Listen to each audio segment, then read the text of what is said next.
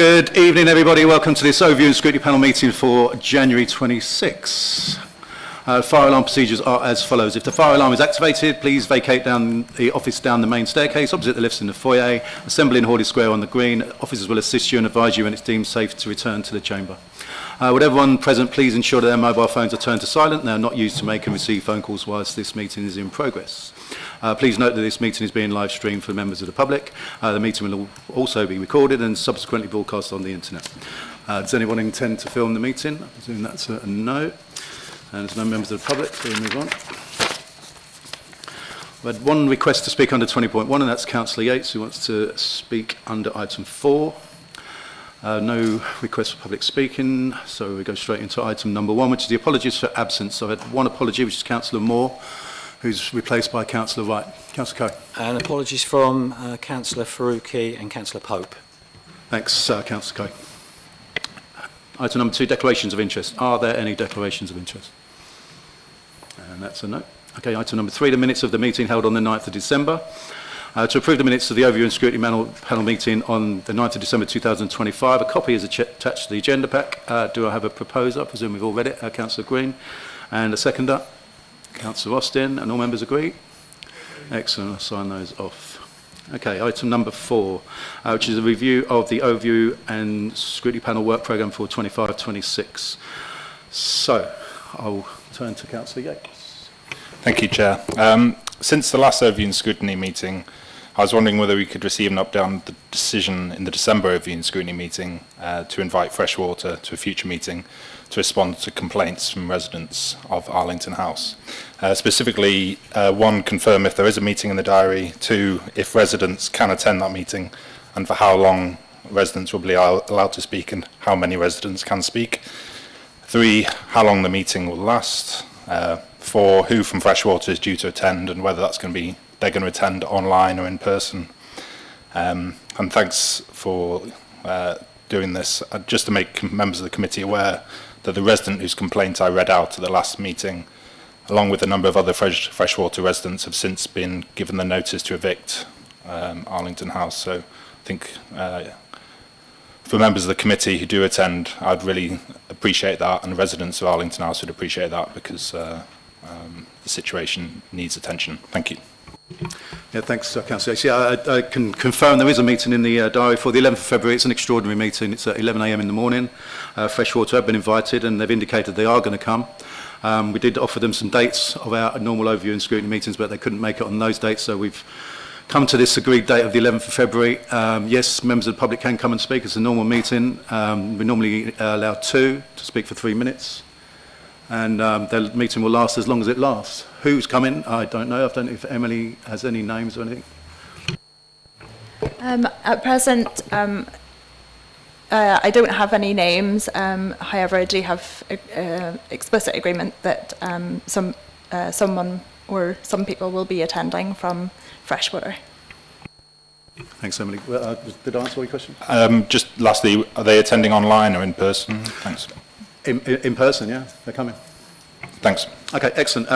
Okay, so members, do you have any questions or comments to it? Yes. Chair, can I just ask for that meeting? Is there anything else on the agenda, or is it just a one-item agenda? Yeah, it's a single-item agenda for Freshwater. Yeah, it's an extraordinary meeting. We have a meeting the week before. We're normally meeting on the 3rd, but they couldn't make the 3rd, so they've said they could come on the 11th. So we've decided to put that meeting. And the implications for Thanet, for residents, for the council, I think is quite important. So we need to look at it. I think we need to get them in. And you know, so the extraordinary meeting, I think, is a thing that we should do. So if you can make it 11 o'clock in the morning on the 11th. Councillor Davis. I'd just like to say how welcome this meeting is, and probably overdue with the behaviour of certain parties for a long, long time. I'm really concerned to hear about what would look to be revenge evictions, if you like, and I think there are a lot of questions to be answered, so I'd like to thank you for getting that date organised, and look forward to a robust discussion.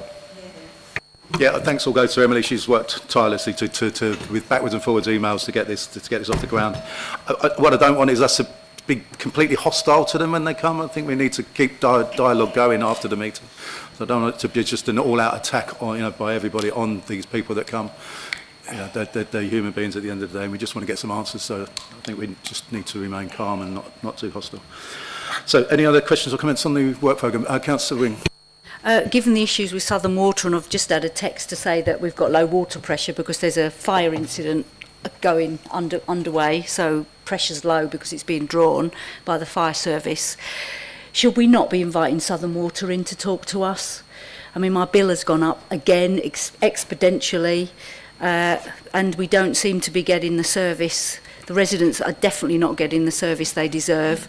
Hundreds of bottles of water were dumped on people's doorsteps over the past few days because there might be a potential incident. We believe that Southern Water has been lending water to South East Water because of their problem down there, but which none of us would mind if it solved somebody else's problem.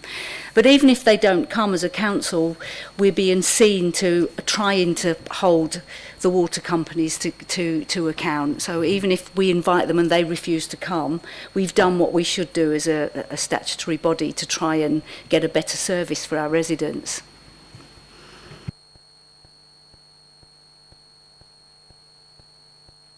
Okay, I mean, it's not a function of this council to deal with Southern Water. It is a county council issue. I mean, I take on board this weekend's, the messages they gave out were quite distressing to vulnerable people who thought. I mean, I think, UK power networks have took full responsibility for the issues over the weekend, for power outages on pumping stations, etc. And I'm no fan of Southern Water, but I think in their response to that was quite commendable. I think we're getting the bottles of water out, but there's obviously some underlying issues somewhere. Councillor Davis. I think you hit the nail on the head where you said the underlying issue here was that it was a UK power networks infrastructure failure that then led to the knock-on effect. But as I've said several times, this does raise perhaps is there some way we could look at and get some sort of study running on the actual resilience of our utilities infrastructure, because this has huge implications on where we're already way overdeveloped. And at the risk of repeating myself, there's the situation if we're this vulnerable and that incident affected the whole of the North Kent conurbation, if we're this vulnerable now, tens, thousands more or thousands more houses is just going to tip the system over. That's not the fault of any individual utility, but I do think there needs to be some joined up talking, and I wonder if there's some way that we could perhaps get them all to account for what capacity is there. Colin would like to just come in on this. Yeah, just a couple of comments, Chair. Thank you very much. I think you probably know that officers have been involved in TCGs, SCGs all the way through the week. In fact, one of our number was at the TCG at 5:30, and there's still a major incident going on. I don't want to exonerate water companies, but Southern Water have been more user-friendly than South Eastern Water, and although they were issuing information about potential supply problems over the weekend, they've managed the process. So I think it's South Eastern Water which is the main issue, and of course they're not active here in Thanet. I mean, what we could do, going back to Councillor Davis's point, maybe produce a report for a future meeting about how all this works. Because when you look at maps and everything that goes with it, the process is a complete nonsense, and we are open and vulnerable to this kind of thing. And we could certainly do a note for the committee and the panel about how that works, so that you could then take a view as to whether you wanted to pursue it. I mean, Birchton Parish Council had a meeting a few months ago, because we were concerned with the 1,600 houses in Birchton, and we invited some engagement officers from Southern Water, and they came along, gave us a talk, tried to reassure us, not that we believe them or not, but that's another thing. But we can do what Colin says, and if you want to call them in, we can try and see if we can get somebody in and do an agenda item at a future meeting. Councillor Austin, you got your hand up. Yes, I was going to find myself in the unaccustomed position of agreeing with Councillor Davis, because I think that although, yes, obviously it's a KCC matter, it is also surely a TDC matter. It affects planning, it affects tourism, it affects our residents' well-being in all sorts of ways. I'd be fully supportive of the idea of getting them in. I think we have had them in the past, haven't we? Some years ago? I think I think it was Councillor Keane, called a call for action or something, wasn't it? I think we had a meeting here in the chamber, Councillor. I think, although it was a power outage, their generator didn't kick in, their backup generator. It must be the engine off of the African Queen, I think, because there were issues with the generator. And I can't believe a business that size would not actually switch its generator on, its backup generator on a few occasions to test that it's working. I'm not sure that you would wait for a power outage. So I think there are structural issues that we need to ask questions about. And like I said, there is a fire incident going on at the moment. Hopefully everybody's safe, including the fire crews that are going there. But last night we approved another BESS plant. If there's a fire in a BESS plant, it is defensive firefighting. So if you've got a fire in a BESS plant and a fire in a house, there are clearly capacity issues with where do you get your water from, because we are filling Thanet up with more and more housing.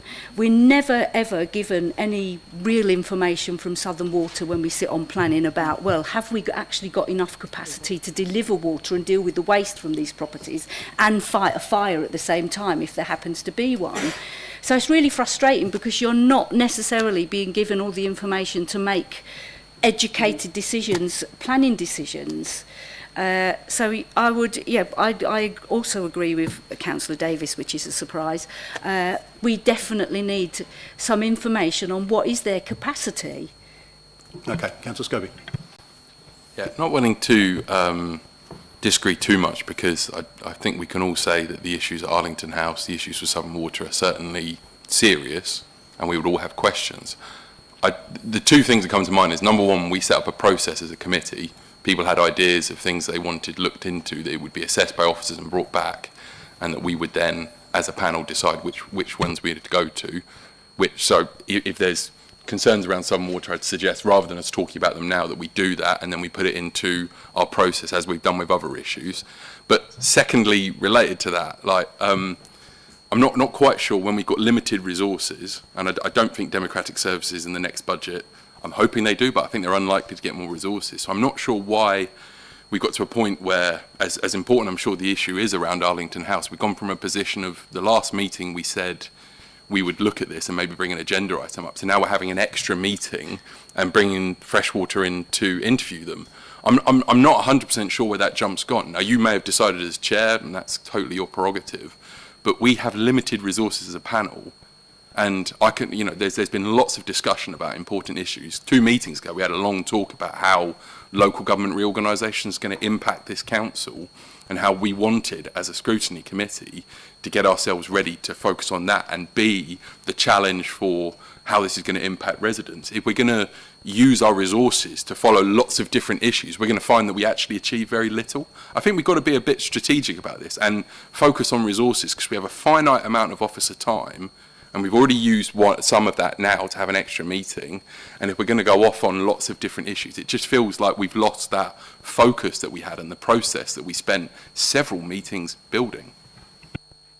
At the last meeting, it was discussed, and we all agreed. We voted on it. We all agreed it was going to. We wanted to discuss it as an agenda item. We've invited them to come as an agenda item. This is when they're going to come. I think the implications for this council are quite large if it all goes wrong at Arlington House. I think it's a necessary meeting we need to have.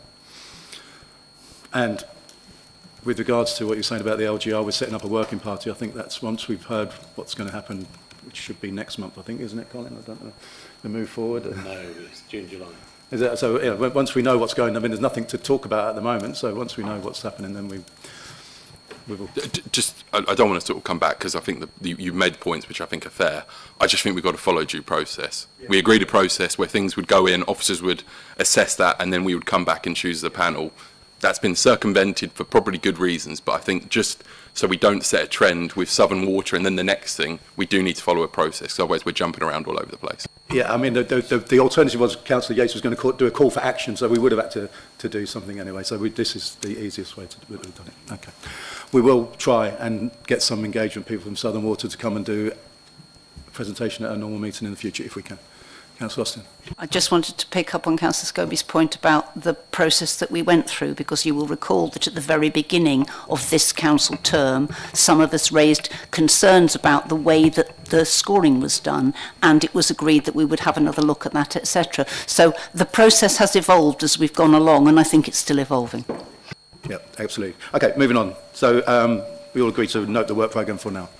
Okay. Okay, item 5, the Cabinet Member presentation from Councillor Christian Bright. Christian, welcome.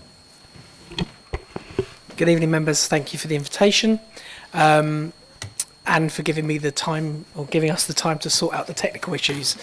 So, very welcome.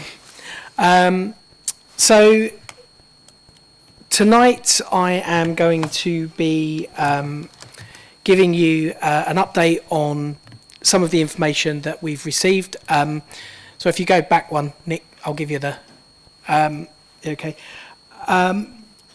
So firstly, I'm going to go briefly take you through the visitor survey, what we have, the background information to that we collected in 2023. We'll then have a closer look at some of the statistics and the various snippets of information that we were given as part of the survey that was conducted this year. And that will allow us to have a bit of a focus on who visits us here in Thanet, why they come here, and what they think of it when they leave. And I think I'll probably wrap it up by just talking about a couple of maybe key opportunities that we've got going forward and some of the challenges we face.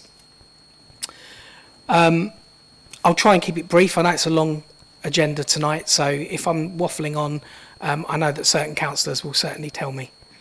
And he looks at Councillor Bright. So yeah, moving on. Nick, thank you. So we've got two bits of information within the tourism and culture team that we fall back on. The first is the economic impact survey.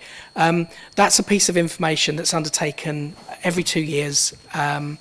It is compiled with district figures from Kent, a Kent-wide survey. What it gives us is a really good insight, and you will have seen some of these figures before. I'm not going to literally read these slides, by the way, so don't feel that you need to read them off the slides. What this gives us is some of those really useful snippets of information that we refer to when we do things like undertake the working party on the impact of tourism, etc. It allows us to look at things like the number of jobs that tourism creates, the value it brings to the economy. It was last undertaken in 2023 alongside Kent County Council, and they will be commissioning the next report. Moving on. And this is what you get from that. I've actually, Paul has kindly printed out a few versions of this, a few copies of this that you can all take away with you. They're at the front there, so just to point those out.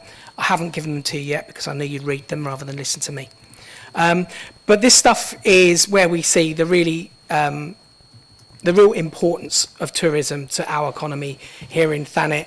I always like to pull out the key points. The number of visitors we get every year is around 4.6 million. Tourism is worth £349 million to our economy, and it supports a total of just under 8,300 jobs.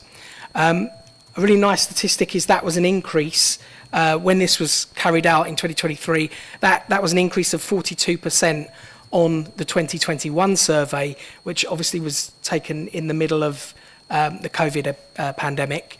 I think what that shows us is that tourism in Thanet bounced back.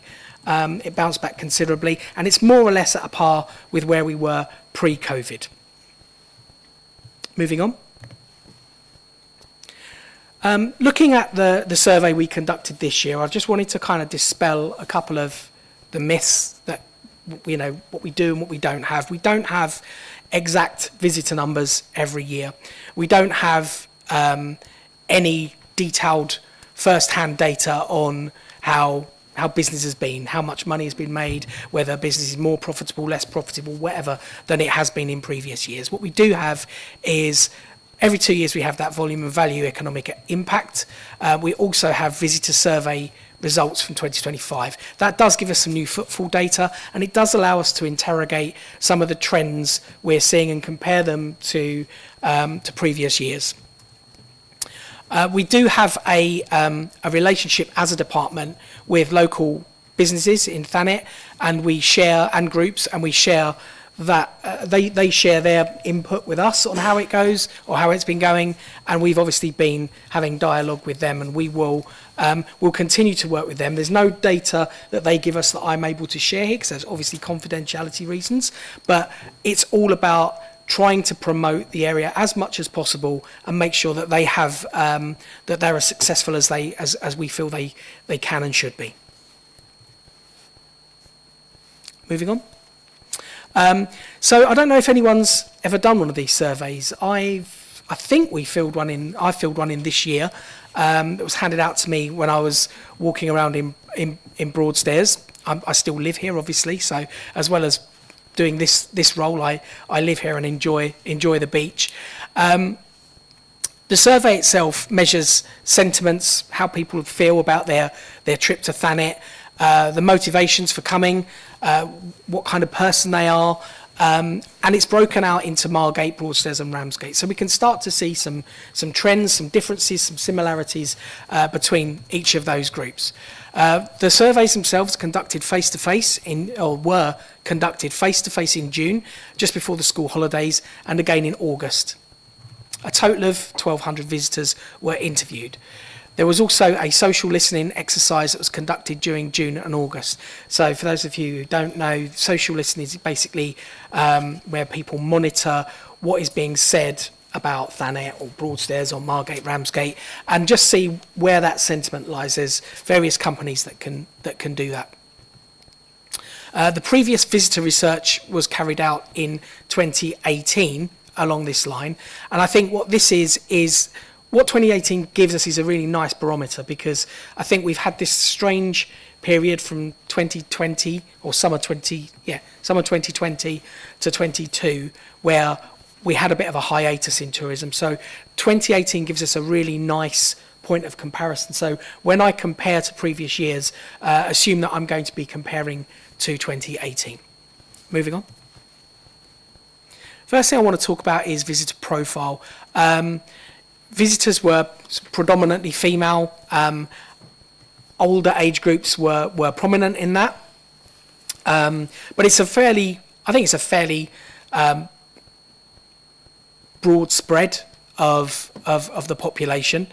That's obviously going to be skewed somewhat by any survey that was taken in June, pre-Christmas holidays, pre-summer holidays. So it might be skewing slightly older, but it's a decent indicator of who comes. The actual composition of who visits in terms of what they look like is 40% couples, 31% family units, and groups of friends constitute 14%. They are all, what's interesting is that we get the number of couples and family units have gone up since 2018. Not hugely, but enough to be worthy of note. In terms of who they are, half of all visitors were in full-time employment and a third were retired. The majority of visitors, interestingly, were ABC ones. So for those of you who maybe aren't as familiar with socio-economic groups, ABC one tend to be more professional white-collar workers. So it tends to be a slightly more wealthy demographic who maybe have a little more disposable income. Moving on. We think it's useful to have a look at the kind of trip people are taking. So firstly, most people have been to Thanet before, 73%. The vast majority are coming for leisure. And interestingly, 43% were staying visits. That's a real target for us, is to increase the number of overnight stays. Obviously, when people stay overnight, they spend more money, it benefits the economy, creates jobs, etc. That is an increase on 2018, which we think is an incredibly positive trend. The average length of stay was 3.8 nights. That's against the Kent leisure average of 3.6. It's also interesting to look at the visiting markets. Where are people coming from? Unsurprisingly, the vast majority of people are coming from are domestic. 94%, 6% coming overseas. What is worthy of note is that there has been an increase of 13% visits from London since 2018. Now, we see that as a very positive sign. It shows that people are starting to become aware of us and that they are aware of the ease of getting here. We do have key oversized markets that we think we could do more with, and many of the council's efforts are involved in outreach to, particularly in the Netherlands, we see as a market that is particularly ripe for the taking at the moment. Moving on. I really like this chart because I think it tells you a little bit of where we are as a district. So obviously, and I'm sure it goes in the same, but I would say it anyway, people come for the coastline. People come for our beaches. There is nowhere else in the southeast that has beaches like Thanet. We are incredibly lucky. And people, love experiencing our coastline. That is by far the largest driver. Interestingly, what we've seen for the first time ever is we have seen food and drink appearing on this survey as a pull. So this is what brings people to Thanet. And for the first time, it didn't appear on the survey in 2018. People didn't call it out as a reason they came to Thanet. People are now coming for food and drink. So not only are we seeing our arts, culture and music increase, our heritage increase, but we are also seeing our food and drink becoming a real draw for people from around London and the southeast in particular. Next chart.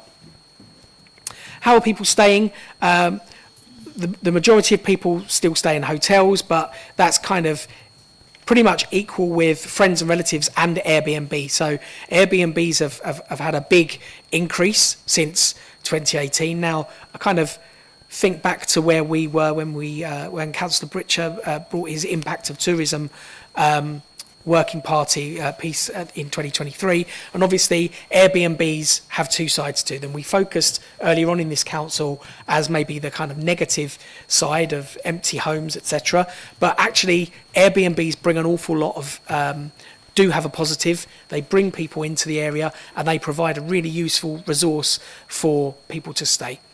And I think it's also worth pointing out that satisfaction levels with accommodation is really high.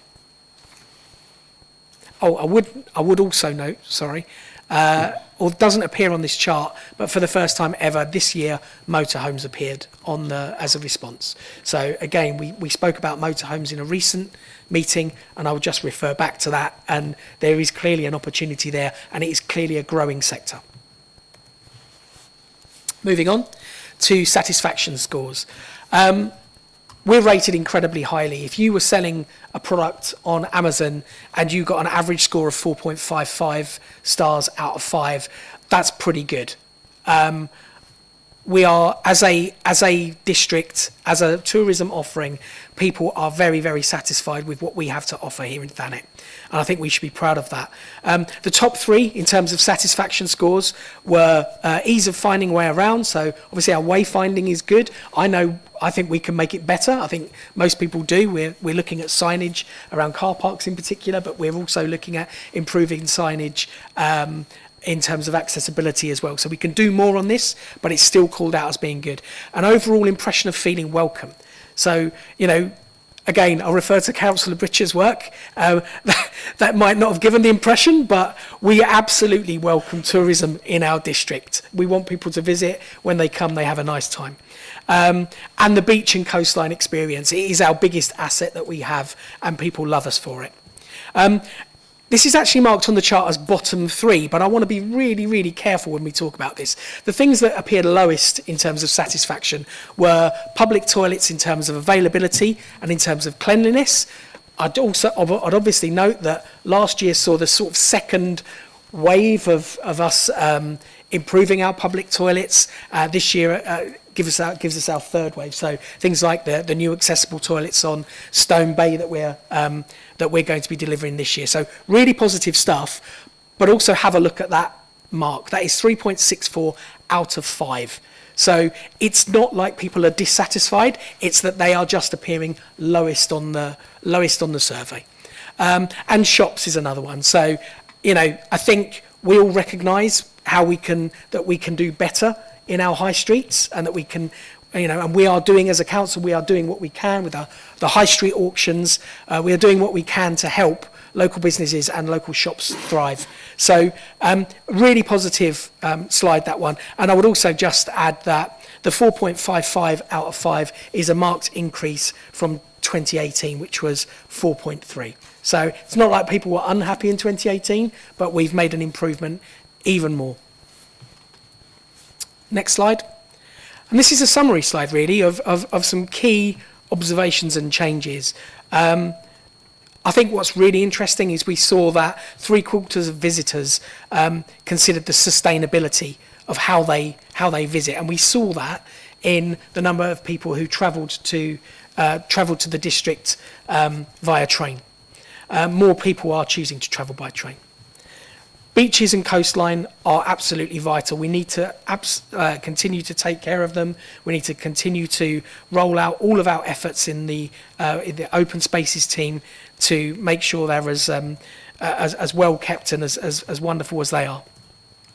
There has been a huge increase in the importance of the London market, and I think there are a couple of drivers for that. There's obviously people during COVID wanted to get away, wanted to find somewhere, and they discovered us. That was quite serendipitous. But we've also got that use of social media. The growth of social media since 2018 has really brought Thanet's coastline and beaches in a wider audience. And I'm going to slip into a bit of my work talk at the moment.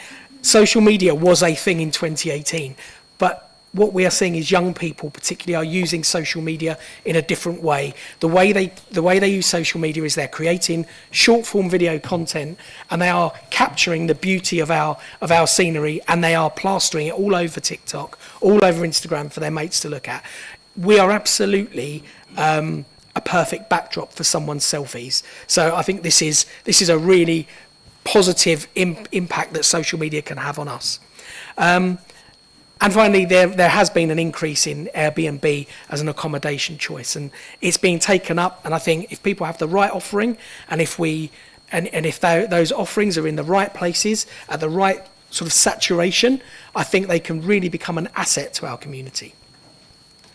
So there you go. That was the last slide, I believe. But just to kind of wrap it up, I suppose, the key positives I think you should take away from this is what we've seen this year is that people are incredibly satisfied with their visits to Thanet, and I think that's a real testament to our residents and our businesses throughout the district. One of the key issues that Councillor that Paula said to me before this meeting, that we are seeing the change between now and 2018 and today, is that if you went back to 2018 or you went back to 2013, there was the perception of Thanet was negative. It was a rundown place. People didn't like it. People didn't want to come here. The difference between then and now is night and day. People want to come here. They know it's beautiful. They know they will get good food, good drink. They'll get culture. They'll get an incredible offering. And people are aware of us. People didn't used to be aware of Thanet. They didn't know where we were. They didn't know about our towns. They know our towns. They're really being put on the map at the moment. We do still have a couple of challenges we need to overcome. I want to see us challenge the seasonality. I think we need to make sure that we're bringing people out of season as much as possible. We need our businesses to be able to thrive throughout the winter as much as they do in the summer. And as part of that, I think we need to be encouraging internal tourism as well. And I think we've got a job to do on overseas awareness as well. So wherever you are on your summer holidays, tell people they need to be coming here. I think that's the thing to do. And I spend my holidays in Broadstairs, so I don't go anywhere. So I'm a staycationer. I think we need to encourage that too. Thank you. That's me. Thank you, Councillor Bright. Very informative, as I'm sure you all agree. Members, any questions for Christian? Councillor Crittenden. Thank you, Councillor Bright. Just a couple of comments really is at Ramsgate Town Council I'm chair of the Town Promotion Committee, and I recognise a lot of the statistics that you're using in your presentation, particularly at the beginning. Those statistics are Thanet-wide, and at Ramsgate Town Council, one of the things that we've done is, in the last couple of years, through the Town Promotion Committee, have been targeting down to drill down and get Ramsgate-specific statistics. So it might be worth having a chat with our town promoter about if there's any statistics available that are more specific to Ramsgate. And in particular for our active Ramsgate week that we have been running again for the last couple of years, we've been looking at the statistics. I wanted to comment on the overlap between the Airbnb and the self-catering statistics that you gave, because if you use Airbnb, there's actually about 5 platforms now, I think. You know, it's the style of staying has spawned other platforms, because Airbnb is actually only an internet platform that you can book through, like booking.com. And I think an awful lot of those accommodations are actually the same as self-catering, or self-catering is available through those platforms. So it'd be interesting to know how much overlap there is between those two different types. It will be interesting, you know, we've got the Margate Town Council coming up. I'm, you know, as I say, at Ramsgate Town Council, we have a very strong town promotion looking at heritage and culture and all of these things. And I'm sure you know what Broadstairs Town Council are able to do. So I'm hoping that looking forward, Margate Town Council will also be able to replicate some of that when they come happening. You know, it's these elements of it that have been why we've been talking so loudly about the beach licensing and the impact of the beach licensing. So I'm hoping after the presentation the other night that we see that go forward in a more positive way. So thank you. That's just what I wanted to feed back to Councillor Bright. Thank you. Councillor Wing? Thank you. It's really interesting. I'm wondering whether, if we look at the overseas visitors, because there used to be a huge number of people from Belgium actually visit Ramsgate because they had a particular interest in St Augustine's, and I think if you could drill down and look at the individual towns, I'm sure heritage would be higher up in Ramsgate. And I think we've got to move away from the idea that there's competition between the towns, and we mustn't forget the villages, because you know, it's great to go out in the villages and have a walk, which is what I sometimes do in the summer, because I go down to the beach and then there's suddenly all these people here in the summer, and it really annoys me. Where were you in November? But yeah, it's really good to hear, but it'd be interesting to see what was the impact of Brexit on the overseas visitors, because I definitely feel there's been a drop, although I've got no evidence. It's just a sense I get. Apparently a lot of French used to come over on the boat to go to the haberdashery shop, if you believe it or not, because there wasn't, they liked that style of shop. I think with the shops, I would, you know, there's a lot of information out there that, and people keep saying our town centres are dying, and I'm trying to counter that. They're not. They're going through transition, and I think one of the key things that I think is going to transform our towns is events, and I'm quite surprised it's not come up, because if you take your town, Broadstairs, you hit a certain day in the spring, and then there seems to be something every weekend in Broadstairs, and then we've got the Soul Festival in Margate. There seems to be loads going off, and we this year, Dunkirk Little Ships was absolutely amazing, and they're coming back this year. And then the Festival of Light, which I really feel for Ramsgate is going to turn into Folkestone's Triennial, which several years ago I visited when it first came, was very small, but now it's a massive thing that a lot of people around the country are aware of. So I'm really surprised that events hasn't come up. And are our events attracting local people rather than people from outside? And is there anything we can do to promote the marvellous events? I mean, I know there's a huge number of Londoners come down for the Soul Festival, but it seems to me if we can try and coordinate things across the town, then we can encourage people to come and spend a bit of time all over the place. But thank you for that, and it's really good to know that people are coming here and having a positive experience. Did anybody else want to come in before? Yeah, Councillor Davis.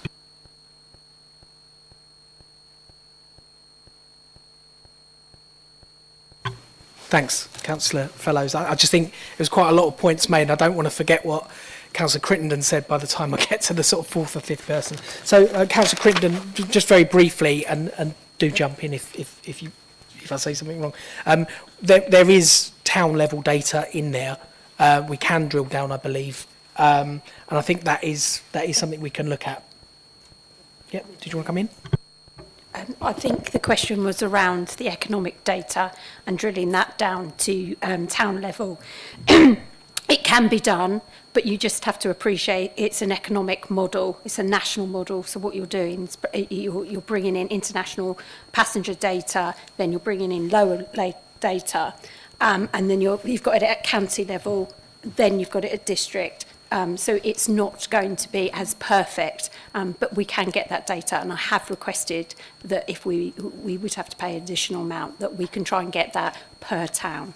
But it is a model, so that's what you have to just appreciate.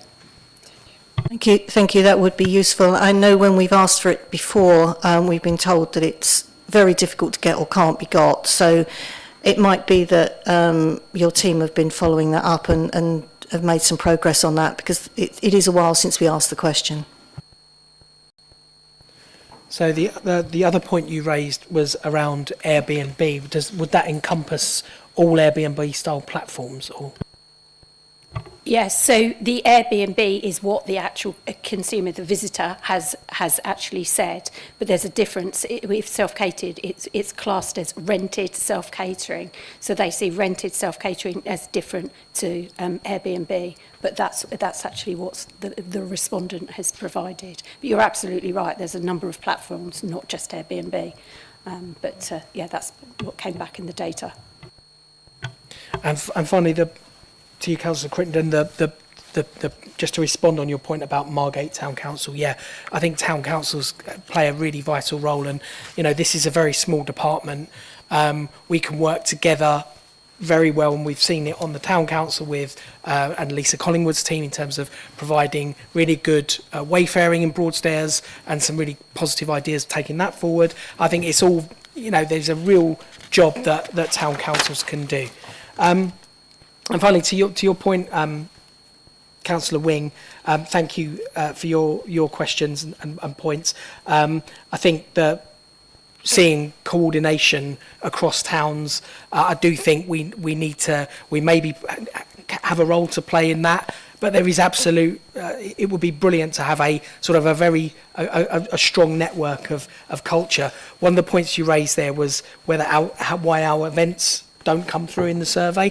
That would, I believe, fall under arts, culture and music. So actually what we do see is that 9% to 12% growth survey on survey. So we see a real growth in that, and I think that's, I've only lived here for 12, 13 years, and since that time it's been the advent of the Soul Festival, and a lot of the events have become bigger and bigger and bigger, and they really do form a part of our shared culture.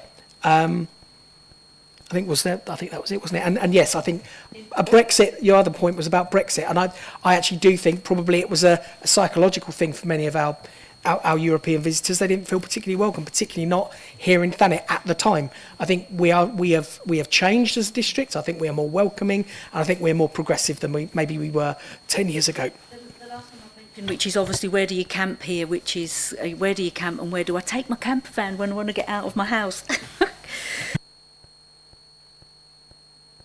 We've obviously talked about motorhomes briefly, but I know there's a shortage of campsites. I'm wondering whether we got to review the local plan and whether a call out for campsites and camper van sites could be part of a review of the local plan in the same way we do other stuff. I don't know. Question for another day, I think. I think it's a good idea. Yeah. Councillor Davis. Thank you, Chair. And again, thanks, Christian. It's a thorough rundown. There's some really interesting statistics in there, but the one that, one of them obviously is that 73% have been here before. So, that's a pat on the back to the service providers for whatever reason they arrived, because they've come back. It obviously gives us lots of headway, though, to get better at bringing new visitors here. But hopefully we'll have events and things coming through. Dare I mention tool ships and things like that can make quite a difference there. what I did notice on one of the slides, I didn't get the actual figure, was a big decline in visitors for outdoor activities. And that's quite interesting in that we do have, obviously, beautiful scenery, an area. I wondered why there was a decline there. Is it linked to the fact that 24% of the visitors are over 65? Or is it that we could perhaps be doing more to encourage people to visit to enjoy outdoor activities? And if so, what are we looking at and how can we do that? Because again, this is despite Active Ramsgate, Councillor Crittenden mentioned, which is a really excellent initiative to get people active and and in the great outdoors, and it's been pretty successful. So. There was also, I seem to remember, a cycling organisation that was set up by, I forget her name, one of the officers, that had great success and got people out and moving. I think that was at the end of lockdown from memory, it's a while ago. It just seems odd to me that we had quite a large decline there, and do we know why, or are we doing something to address that? So. Thanks for your question, John. I think some of this is to do with probably the type of survey that this is, right? This is people being stopped on the street. It's self-reporting.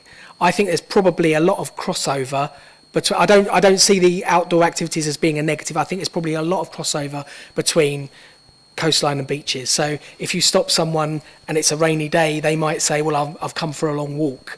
If you stop someone, it's a sunny day, they're going to the beach. They're probably doing exactly the same thing. So I think it's probably a bit of the way the survey is actually conducted at play here, and I think it's probably plays to what Councillor Crittenden raised as well with the Airbnb. If you've booked through a certain platform and it might not be Airbnb, you might just say, "I booked it through Airbnb." It's shorthand, I think.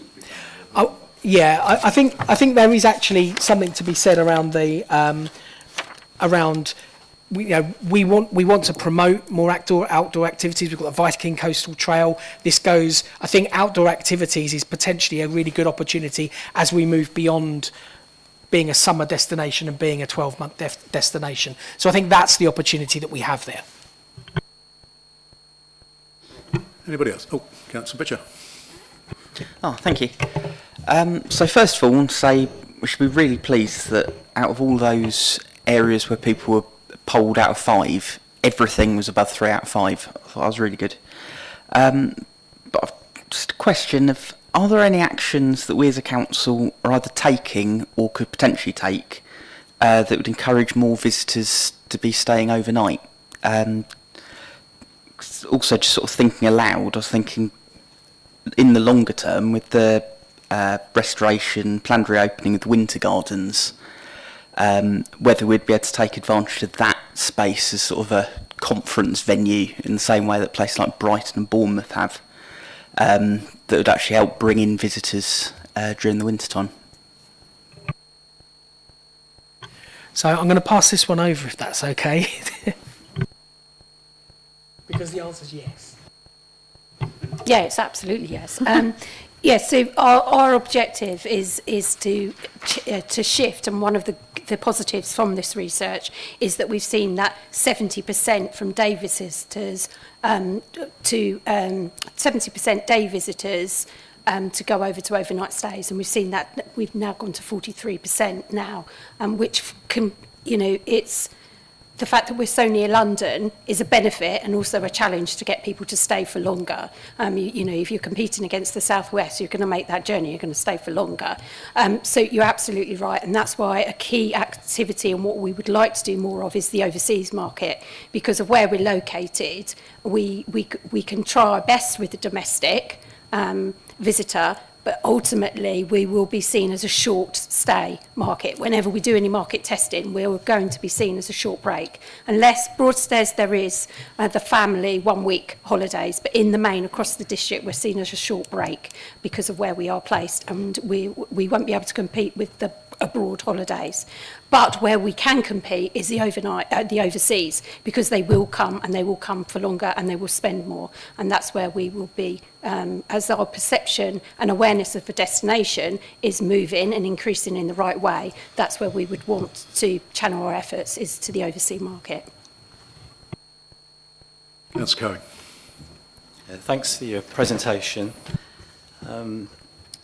I noticed the numbers have gone up with Airbnbs, which is a good thing, but I think we have to be careful that our Airbnb numbers don't go too high. There's some other areas that struggle now with empty properties during the winter and just too many Airbnbs. I think we've got capacity for more hotels. We've got a couple of sites in Margate and Cliftonville where planning was applied for new hotels, but nothing has come about there. But I'd like to ask what your opinion is about the Airbnb situation. Do you think we've reached a peak capacity there, or do you think that will go higher? And do you think we have to keep an eye on those numbers? Thanks.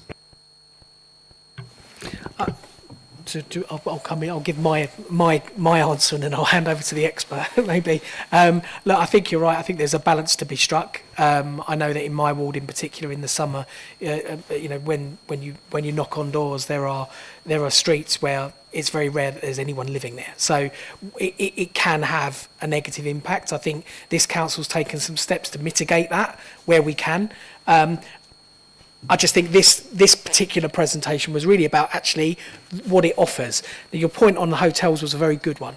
There is an acute shortage of rooms. I think particularly in high summer and around events at places like Dreamland and some of the music and cultural events that we have in the district, when they are held, it's very, very difficult to actually be able to stay overnight, and people are leaving those events because they've got to get last train home. So actually, there is an opportunity, there is scope, but it's a very difficult thing for us as a council to actually make happen. We can't bring in developers, and we can't bring in companies to run these things. I am going to hand over to Louise. Thanks. I mean, that's correct, and partly the challenge is Airbnb have filled the space of providing accommodation where we have a lack of hotels.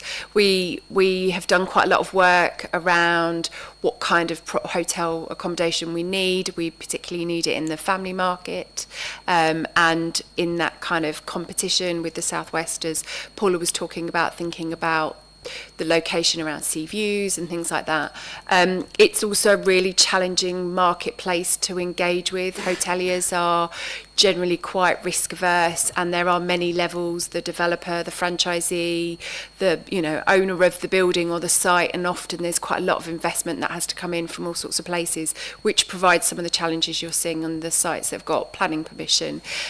We do quite a lot engaging with operators, but also thinking about sites that would be good hotels, but what we don't have is necessarily the investment to enable those to be unlocked at the scale at which we need that kind of operation. But we do have interest, and we do see inquiries coming in, and we support those by providing the right kind of information and advice to them around the kind of markets that we've got coming into Thanet.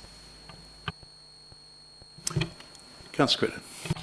I wanted to come back on the references to Airbnb, and obviously I raised it earlier and I used the term that there were other platforms. Now, I can't remember off the top of my head, but I know of at least 3 or 4 other platforms other than Airbnb.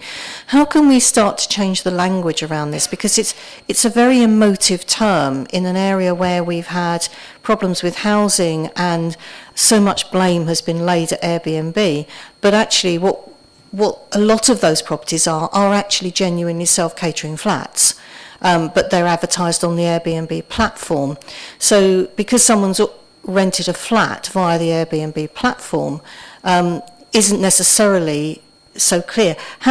So that was the point I raised earlier, but how can we start to change the language around that so that we start to get a more realistic impression, not only of Airbnb as itself, but the fact that we need the self-catering accommodation as well, because the reality is that's what the tourists want. There are people who will go to hotels, but the way our society has changed is that actually people want to go to somewhere where they can self-cater. And I know Councillor Wing does it with the motorhomes, as referred to it. So, you know, that's another thing that has grown in popularity. So I think that's something that we could not only change the language on, but also maybe change how we approach encouraging the motorhomes, the camping, because they are all forms of self-catering as well. Because I think it's self-catering that is where the market is for tourists staying, as wonderful as some of our hotels are. And certainly for the one night, I will go in a hotel, but if I'm going somewhere more than 2 nights, I go self-catering. And I think that's just the way our society is these days. So it's about changing how we approach it and partly the language of it. And I just kind of thrown that out and leave it with the officers and Councillor Bright to think about. Yeah, I think that's a good point. I think maybe we should look at how you know, tourism is framed here. We look on, you know, here in Thanet, we have an amazing culture. We need to really, when we're talking to residents, we're talking to everyone who, not just on our coastline, but those who live within the villages and who live in maybe non-coastal wards, that this is something to be embraced. And actually you get the impression sometimes that tourists are seen as a bit of a nuisance. They're not. They're the cornerstone of our economy. And I think we need to embrace that and frame that as this is the opportunity for Thanet to stake a claim in the kind of national consciousness even. You know, we are our country's history. We are where people first came to live. We've got so much to offer the country, and we need to embrace that and shout about it. And I think it's a framing issue rather than anything else.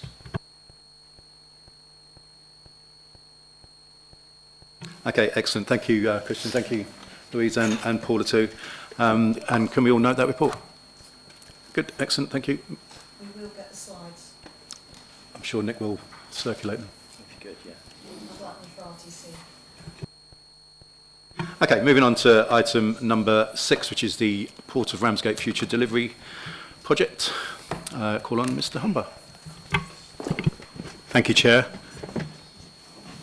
So this report provides an update to the Overview and Scrutiny Panel on the Port Delivery Project. The project is concerned with the immediate and long-term future of the Port of Ramsgate.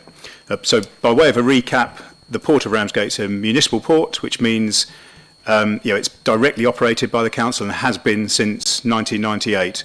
So the council is a statutory harbour authority for both Ramsgate Royal Harbour and the Port of Ramsgate. The local legislation that's in place considers both of those sites as one and places duties on the council and provides the council with powers as the statutory harbour authority. It's been well documented that the council has faced recurring financial losses as a result of the underutilisation of the port since the scheduled cross-channel services ceased in 2013. The lack of commercial income has led to a deficit, a structural deficit, and underinvestment in the critical port infrastructure. There are 3 strategic objectives of the future delivery project for the port, and these are to end the revenue deficit position and to deliver a sustainable solution for the port in the long term. So that also means reducing or even removing financial and regulatory risk to the council, and also to deliver that solution with no local financial contributions towards the cost of realising the objective. The plans agreed in March 2023 to secure a concession operator were abandoned in January 2025, so a year ago, and that was ultimately due to the circa £10 million gap between the available funding and the total cost of the essential infrastructure investment that was needed. At the meeting of Cabinet on the 26th of June 2025, a decision was made to direct officers to develop a schedule of high-level strategic options for the future of the Port of Ramsgate, and a further report was taken to Cabinet on the 18th of December 2025, and that report provided an update on the option work and proposed next steps in the project delivery. The December Cabinet report and the appendices to that report are all included Annex 1 to this report. The report to Cabinet in December made 6 recommendations in relation to the future of the port. The first 2 of those recommendations were concerned with the progression of a harbour revision order to remove the existing open port duty associated with the roll-on, roll-off berths at the port. Cabinet approved those recommendations and work has already progressed on this since the return from the Christmas break. A harbour revision order is a relatively long legal process which could take 4 years to complete. The Council is currently in a position where it cannot comply with the open port duty. The revision order is necessary to remove that duty and the associated legal risk that goes with it. Submission of the harbour revision order to the Marine Management Organisation, who is the regulator for this process, is planned by the end of March this year. The third recommendation from that Cabinet report in December proposed that a focus is placed on relatively short-term income opportunities. So the plan here is to generate income to help resolve the budget deficit while a longer-term solution is implemented. The long-term plan is likely to need a further harbour revision order to change the statutory harbour limits or to remove the Council as the statutory harbour authority. And as I mentioned, that harbour revision order process takes about 4 years. So licences for land or short-term leases that help to address that revenue deficit in the meantime are an important part of the way forward. Cabinet approved that recommendation, and again work has started on that action. Recommendations 4 and 5 from that Cabinet report were concerned with the long-term solution for the port. Cabinet approved the recommendations to discount 6 of the options and concentrate on 4 remaining options for the port, and they are all around long lease or freehold disposal options, either with or without a requirement to retain a functioning port. The 6th and final recommendation to Cabinet was asking for Cabinet's direction on whether the Royal Harbour should be considered in any proposed long lease or disposal options. Cabinet provided very clear direction and rationale and instructed officers not to consider the Royal Harbour as part of any future disposal options. So in summary, the next steps are to progress the harbour revision order, to secure new commercial business for the underutilised parts of the port estate, and to bring further proposals back to Cabinet on routes to long lease or disposal of the port estate. So I would be happy to respond to any questions that the panel would like to raise on the report. Thank you. Thank you, Mike. I know a number of you wanted me to make sure this report came to scrutiny, so over to you. Councillor Ring. Oh, thank God we've given up on the ferry idea. So I'm glad that's fine. That thing's been finally drawn under. And I agree with everything that's said. We need to find a way forward. It's just a shame we maybe didn't do that a few years earlier and save ourselves some money. But never mind, we are where we are. I just want to ask, because we know there's been issues with Brett's, extensionally expanded, and not until we met with the CEO was anybody aware that they were screening aggregate at the plant, which is a completely new process and was actually disturbing residents. I accept that now I think we have an environmental permit in place and all the appropriate protocols and permissions are there to ensure that residents and the environment are protected. So the one thing I want to ask you is that whatever new activity is brought to the port, can we make sure that the environment and particularly our residents, some of whom live 325 metres away, and also the people on the port, are front and centre. Contrary to popular belief, I've never ever wanted Brett's off the port, or that seems to be a rumour.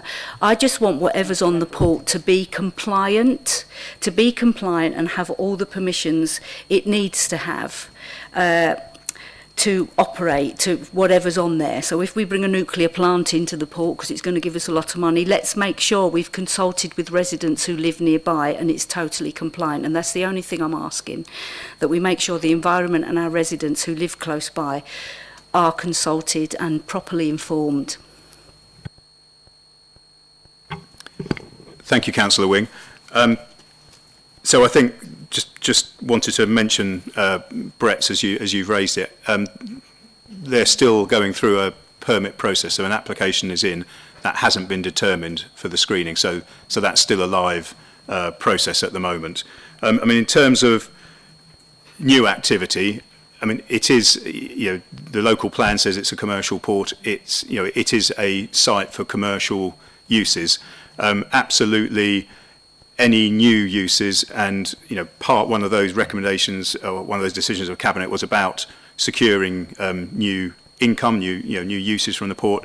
They've got to be compliant with the sort of the planning use, so the local plan, the planning use, or they may require planning permission if there's something different to that. If they need environmental permitting, that process needs to be gone through. So I think absolutely, but I would go back to it being a commercial site. It is a port site.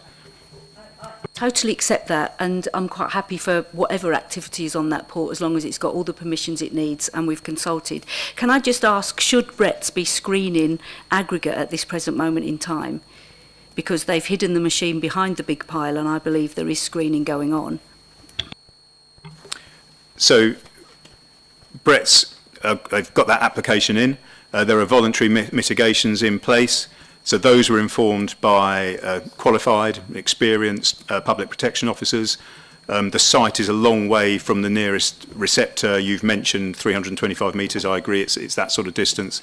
And they are considered adequate pending the outcome of the permitting process. There's a study, a dust study about which is concerned with air quality that will inform that process. You use the term hidden behind. I mean, there's lots of piles of material there. There is a screening plant in amongst that lot somewhere, and it is screening aggregate when they need to do it. It doesn't happen all the time, but there are vessels coming in roughly one a week, slightly less than one a week, but roughly one a week. And when they need to, they will use the screening plant to grade the material into different sort of particle sizes. So.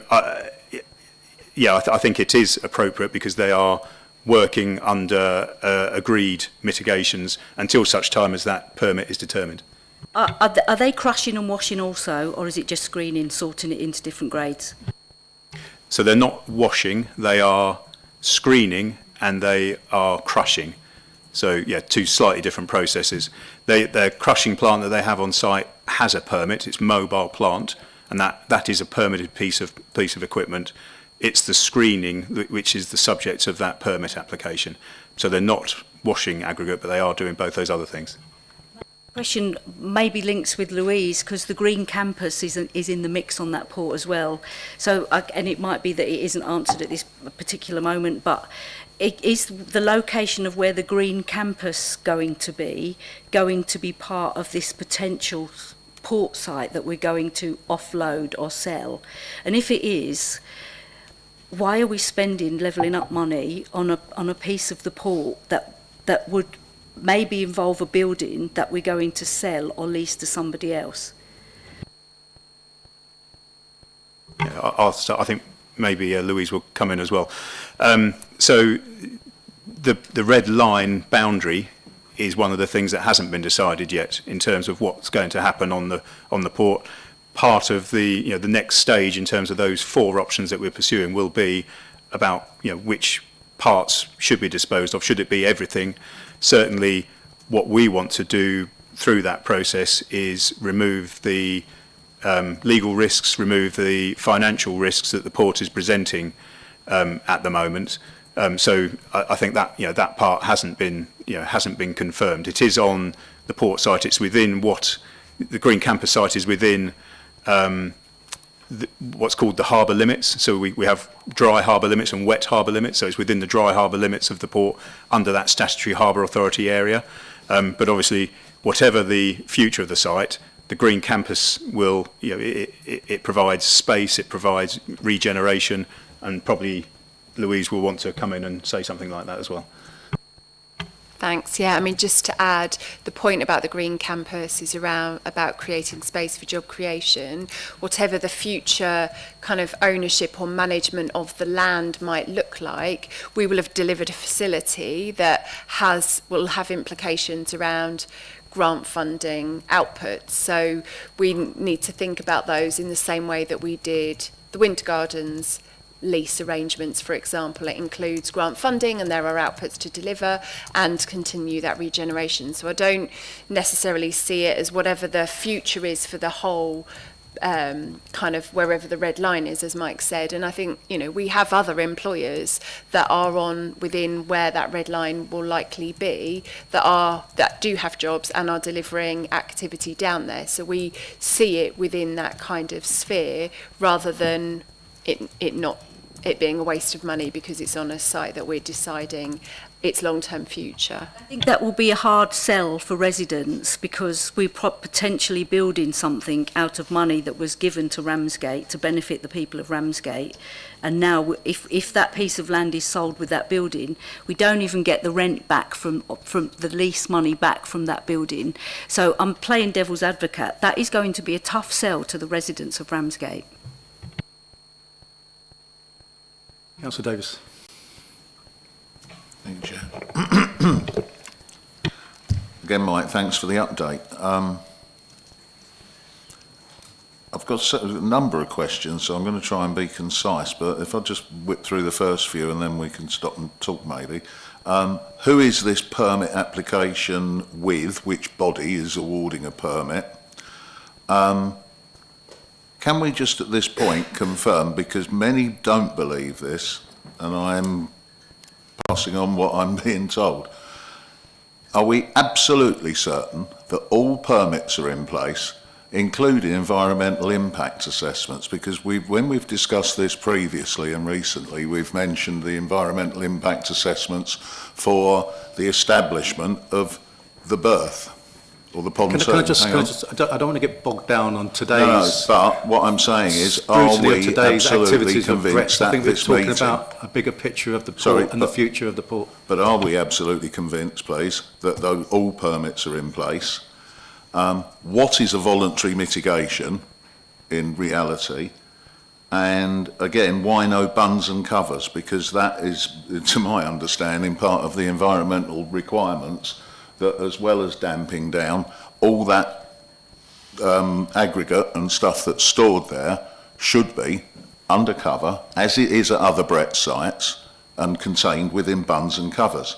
My other question about this, and because of the fact that they're not covered and filth is going everywhere, have we got any information about the welfare of the cadets that are in the terminal building within metres of these massive piles of what is basically, and the activity that I want to remind this committee of a meeting that took place in Chatham House Hall years ago, and it was when an outfit called O'Regan were fronting up for this very activity, grinding, crushing and so on, and were more or less run out of town, and that included the politicians that were there at the time. Ramsgate Town Council called that meeting to protect the interests of the people, but here we are, oh well, we'll just carry on regardless. It's not on. But I'll let Mike answer that, but I think we just need to talk more about the future of the whole port as opposed to scrutinising Brett's. Yeah, I get that. Let me answer that, but I think as opposed to Brett's, I think we should just call it down, that one. Thank you, Councillor. So the first bit was who is the permit application with? So it's with Thanet District Council. So we are the body.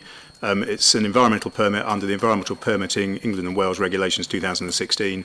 So it's a Part B permit with respect to emissions and air. So the application has come into this council. Permits in place. So the crushing plant that's there now has a permit. So the permit goes with the piece of plant, not with the site. It's the screening application. It's a screening plant that the permit application is about. So you've got two different bits of plant on the site.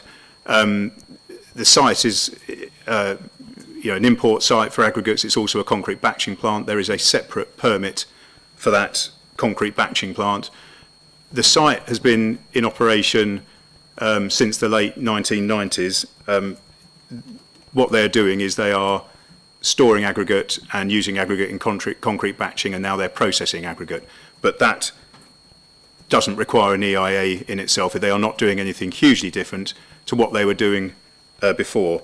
The voluntary mitigations are that they will only operate the equipment during certain times, so working hours or during the daytime, and that they will damp down when they need to. There isn't a requirement to cover stockpiles of aggregate. This is ballast dredged at sea, which is very similar to material that occurs naturally around the coastline. They do need to damp down if it is travelling a long way due to the environment. So that's the criteria. Having piles of aggregate on the site, as they have done for more than 20 years, doesn't require them to be covered. It depends on the environment and whether or not that material is travelling. There has already been, a few years ago, and it was published as part of, there's a link to it in the report that you have before you. There was a dust and emissions report done a few years ago, and that the conclusions of that were that there weren't impacts on receptors outside of the port estate. Because they are now doing something slightly different, they are screening aggregate and crushing aggregate. That screening element of it is the subject of a new permit with a new dust survey, a new survey which will inform that. So we will have completely up-to-date information on which to base, to determine that permit. Yes, I think that's probably. You mentioned about the cadets who are in the old terminal, but I would refer back to that previous survey, that dust survey, and that there are voluntary mitigations in place at the moment, and the permitting will consider receptors in terms of what the outcome of that is. Councillor Crittenden. Thank you, Chair. I think it's a shame, but I'm largely resigned to the recommendations for the port. It reflects a combination of 10, 15 years of social changes as well as changes in local authority funding that has brought us to this position. Along with the Cabinet view, my main concern would be to ensure that the future of the Royal Harbour itself, that is so highly important to Ramsgate's heritage, that we can't let that go in any way. Rather like the point I made earlier about Airbnbs, I'm concerned about public perception with this. I think that a lot of the public don't actually recognise that there's a difference between the port and the harbour, and frankly neither did I until we started talking about it, or at least until I started talking about the port and the harbour, thanks to my colleagues in Central Harbour Ward a few years ago. So I think, there is this kind of confusion, and I think we really, really need to get our messaging absolutely clear that the port and the harbour are very, very separate and very identifiable, and that the harbour is not at risk, and I think that's really important. The other thing is, and I've asked this similar question before, but you're talking about a 4-year process for the HRO. What is the impact of local government reorganisation on the need to make this decision and the continuation of the decision if it is made post TDC? Thank you, Councillor. Yes, of course, it is a 4-year process, roughly 4 years. It can be quicker. It could take longer. That's just an average time it takes to go through and for the new order to be made by Parliament. So on that basis, it will certainly go beyond vesting day and be something that will be a subject for the new unitary authority to consider. It's difficult to comment on what a new authority might decide to do in the future. We know that those options for disposal or for long lease are probably going to also involve a harbour revision order. In terms of what we're trying to do, we're trying to de-risk, and that probably means, and I can't see many scenarios where it wouldn't mean, that we will cease to be the statutory harbour authority for the port site. So that is another harbour revision order.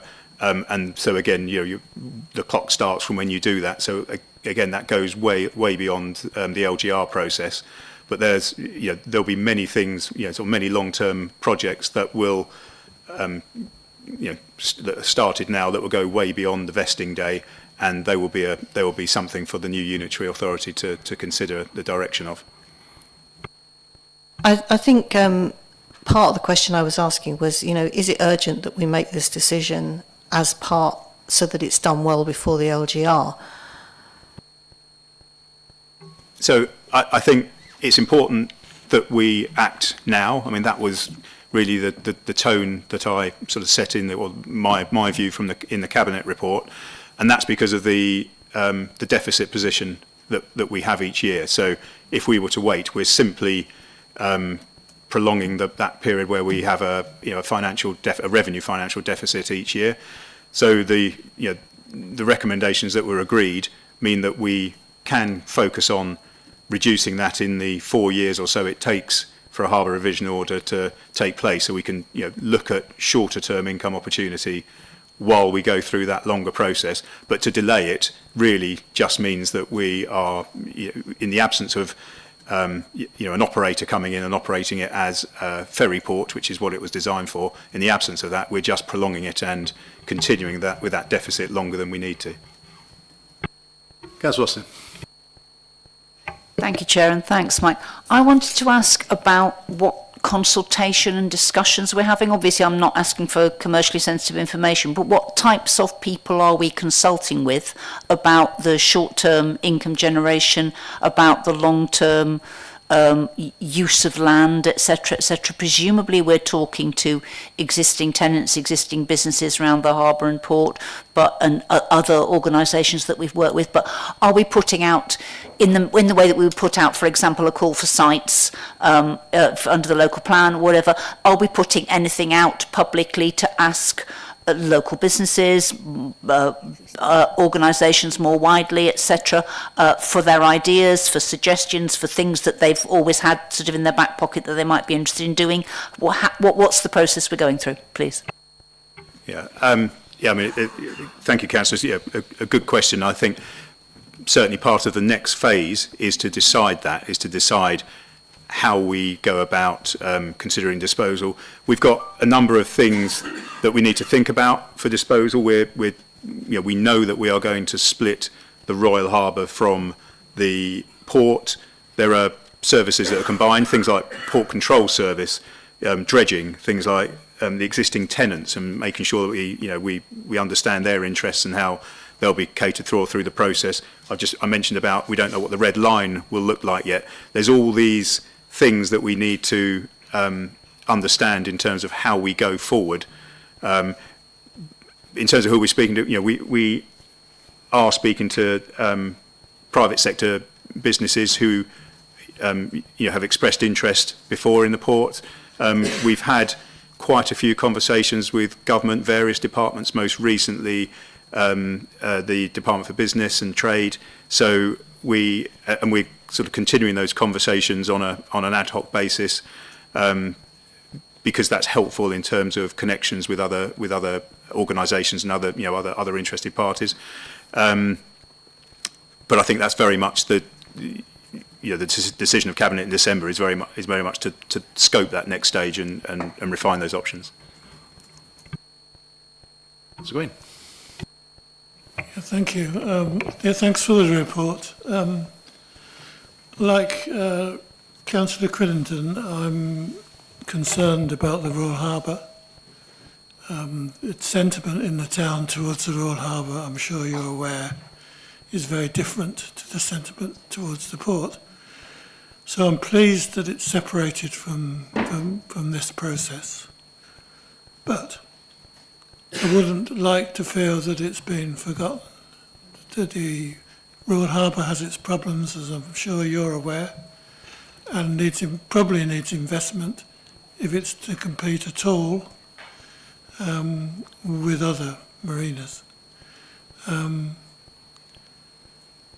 And I think this links to the tourism question too. I think it's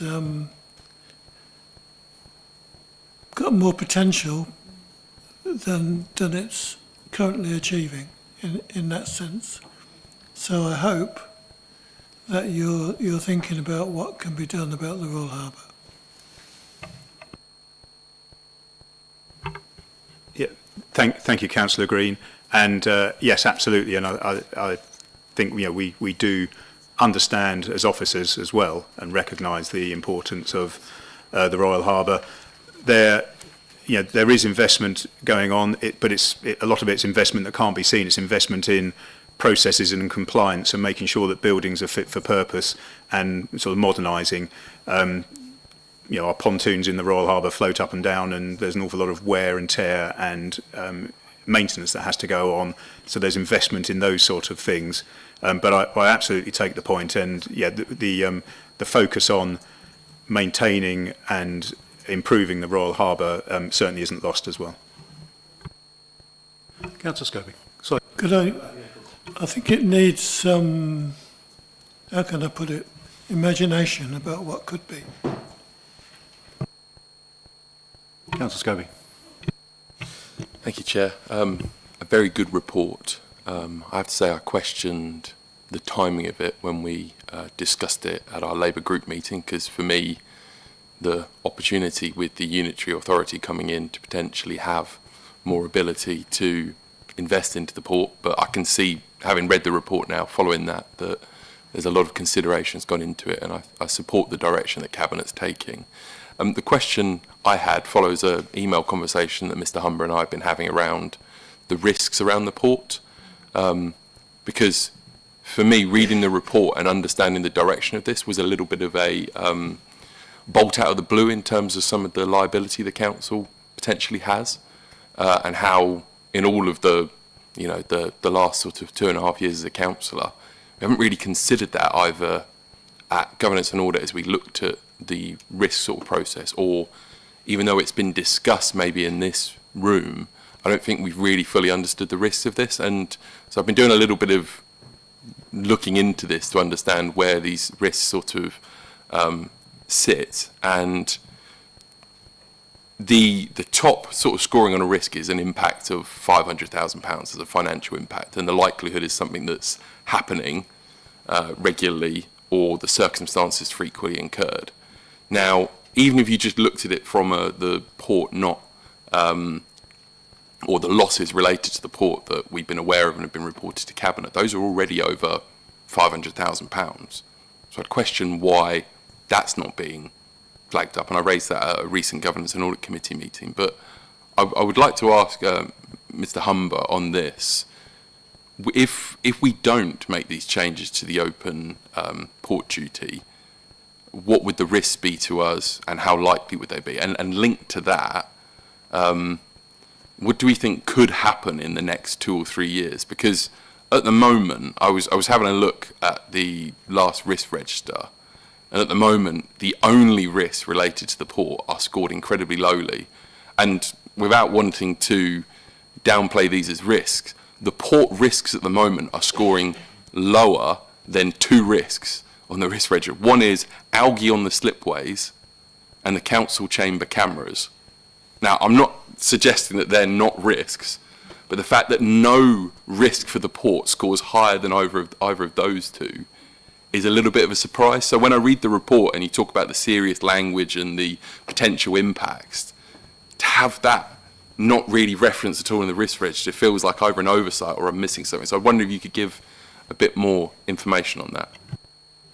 Yeah, thank you, Councillor. Yes, and as you say, we've had a email conversation about this. So there's obviously the corporate risk register that the Governance and Audit Committee see. There are also service risk registers that each service completes, and there are on the maritime risk register risks around underinvestment, around the cost of capital works, and even around things like resources. Those sort of risks exist on the service risk register. Some of those things get escalated when they score highly enough to the corporate risk register. I remember the conversation at Governance and Audit Committee, I think it was in October, when there was a conversation about the amalgamation of risks, and certainly some of the port risk, I think, there's a risk around homelessness, housing benefit, cleansing overspend and port costs were put together. And I think some of this comes out of that as well. And we can always look at the way that we present risks and to make sure that that's an acceptable way of presenting them. But I think I understand the point you're making about some of these things should score very highly, and I tend to agree with you. In terms of the open port duty risk, The open port duty comes from a really old piece of legislation that's still in force, which is the Harbour Docks and Clauses Act 1847. Section 33 of that says that when a customer pays dues, that you have to accept that trade. That is still a valid piece of legislation, and that is still something that we are required to do. The reason for going for the Harbour Revision Order is that because of the underinvestment, we can't do it. The way that the Harbours Act 1964 says that a harbour should operate, a statutory harbour, you take those dues and you reinvest them into the estate to allow you to continue to operate. The problem is that we haven't had that income, we haven't received those dues because the cessation of the ferry operation and the lack of income or lack of sustainable income, we haven't had that funding to reinvest. So that sort of cycle, if you like, has broken down, and we're now in a position where we can't service that open port duty. So the risk of not being able to comply with that is a legal one, because we're a statutory harbour authority and we should be able to offer that. We can't, which is why we're going through the open port duty, the Harbour Revision Order process to remove it. Just as a suggestion, I don't want to go over this because I'm sure Governance will talk about it again, but I do think how those port risks are being communicated needs to be clearer, because that risk that we were talking about where the port was referenced, that only changed at that meeting. So previously it had been lumped in with limited resources. I think the issues we're talking about here are bigger and probably deserve focus on their own, because I think if you zoom out, let's be honest, the idea of a district council owning a major piece of infrastructure like a port with the ability to borrow and the revenue we've got is a bit of a stretch anyway. So even as a starting point, you would think that one of the biggest risks we would have would be something going wrong at the port, because the potential to blow a hole in our budget or pull an officer resource is huge. So the fact, like I said, it's not really called out. The first time it was properly called out was the last meeting. And, there are other important risks, I'm sure, scoring higher than specific risks in the port. Just seems like there's something missing there. So if that can be picked up and improved, I think that would help to communicate the risks we're talking about. So when we get a report like the one we've had, it doesn't come as such not a shock, because I think we're aware of those, but such okay, there's some major issues we're dealing with here that we're not talking about with our auditors, or at least we're not as a committee, or we as Scrutiny Committee, and we're not talking about more openly, would be my suggestion. Something to dig down at your future G&As, I should mention. John, your last word, and then we need to move on. Thank you, Chair, for allowing me to come back in, because this is quite important, and I welcome the fact that people are starting to differentiate the port and harbour, because the Royal Harbour is the part that should be the jewel in our crown, and the centre of, if you like, the Kentish Riviera.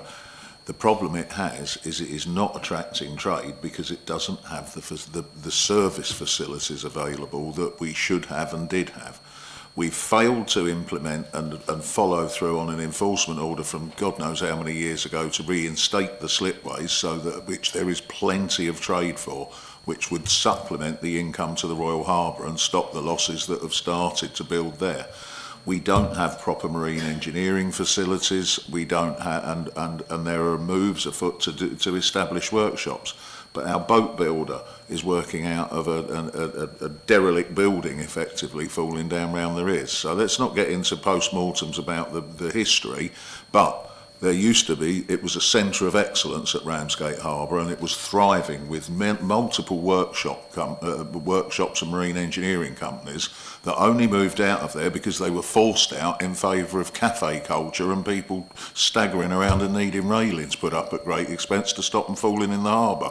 So what we need is a root and branch look at what the Royal Harbour needs in terms of facilities, so that then people can navigate here and get their boats serviced. It's as simple as that. That will then support the overnight trade. The halo effect of a successful Royal Harbour is phenomenal. The money that has come into Ramsgate and its wealth comes through the piers, not down the railway tracks. That's what comes to Margate.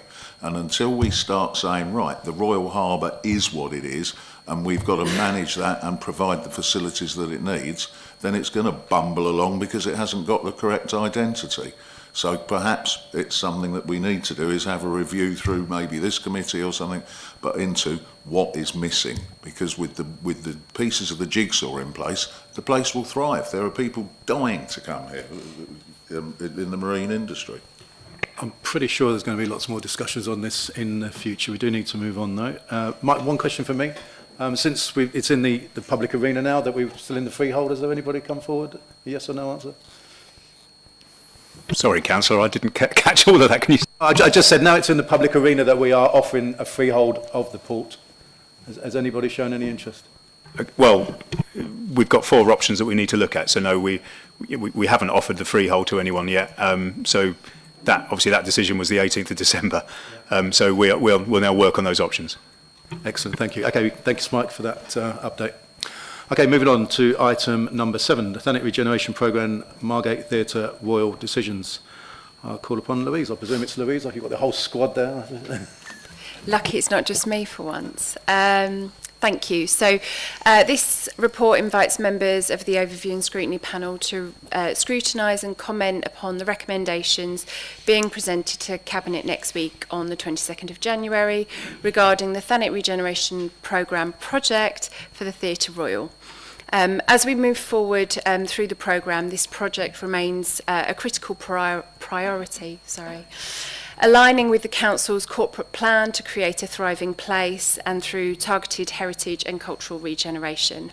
The Theatre Royal is the UK's second oldest working theatre and has been on the theatre's at-risk register since 2018. These recommendations are essential to securing its future and ensuring it can reopen to the public in 2027.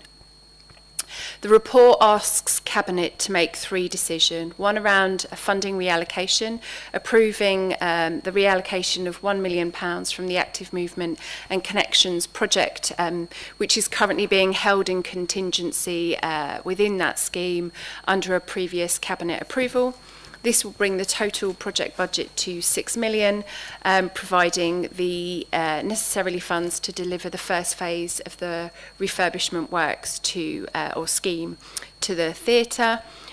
We're asking for approval to procure for the capital works. This is obviously a key decision as part of that process, and we would like to start the procurement process for a main contractor to undertake the restoration and refurbishment works. And then we want to start to move forward formally with the operator selection, and we're seeking that delegated authorities to officers to enter into those legal agreements with an independent operator to manage both the Theatre Royal and 19 Hawley Square under a lease agreement.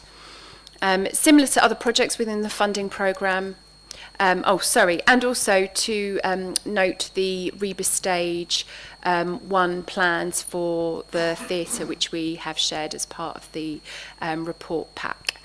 Similar to other projects within our funding programmes, we've had to respond to significant external challenges. Despite efforts, we have been unsuccessful with some of our funding applications, which we've talked about previously. And we are changing some of our approach on that basis. The original plan for the council was for us to lead the development of a new operating trust, but that was on the basis of accessing revenue funding from the Cultural Development Fund. However, market testing has shown strong interest from third-party operators who are in a position to underwrite the costs in relation to setting themselves up to run the theatre. Therefore, moving to a lease model with an independent operator is the most viable route to protect both the council's financial position, but whilst ensuring the theatre's success. So our next steps, our design team has completed the Reba Stage 1 master plan, which we have shared, and we are progressing towards Reba Stage 3 now, with planning and listed building consent applications scheduled for February of this year. We've had great public support through our previous engagement event, with over 92 of respondents wanting to see the theatre fully operational again. We are also planning more engagement activity in the coming months. This panel is invited to review our report and make any recommendations that you feel suitable to Cabinet for their meeting next week. Thank you. Thank you, Louise. Members, anything you'd like to say? Councillor Curry. Just that I fully support the recommendations. There's a lot of support, anticipation, excitement among the public. Everybody's looking forward to the Theatre Royal reopening. Yeah, I agree. There's been a lot of media reports I see this week, and there's been a lot of positive comments on Facebook, etc. Yeah. Anybody else? Councillor Wing? I mean, I fully support it. Visited the theatre lots of times. It's a great theatre. It's just such an experience just to be inside the building. So I can't wait to see it fully refurbished. But my hesitancy going forward is ensuring that whoever takes the lease, they're compliant, because we're hitting issues with another much smaller lease where there has not been much going on in relation to that lease. So that's my only worry, is how whoever gets the lease, and there'll be a proper process going forward. You still can't guarantee that that person is going to fulfil all aspects of the lease, and one of the most important ones will be maintenance of the building. So I probably won't be here, but in 20 years' time, then the building's back in a derelict state, because that's what we don't want. So that's my only concern. I think it's brilliant for Margate and brilliant for all the people in Thanet like me that like going to that theatre. Councillor Scobie?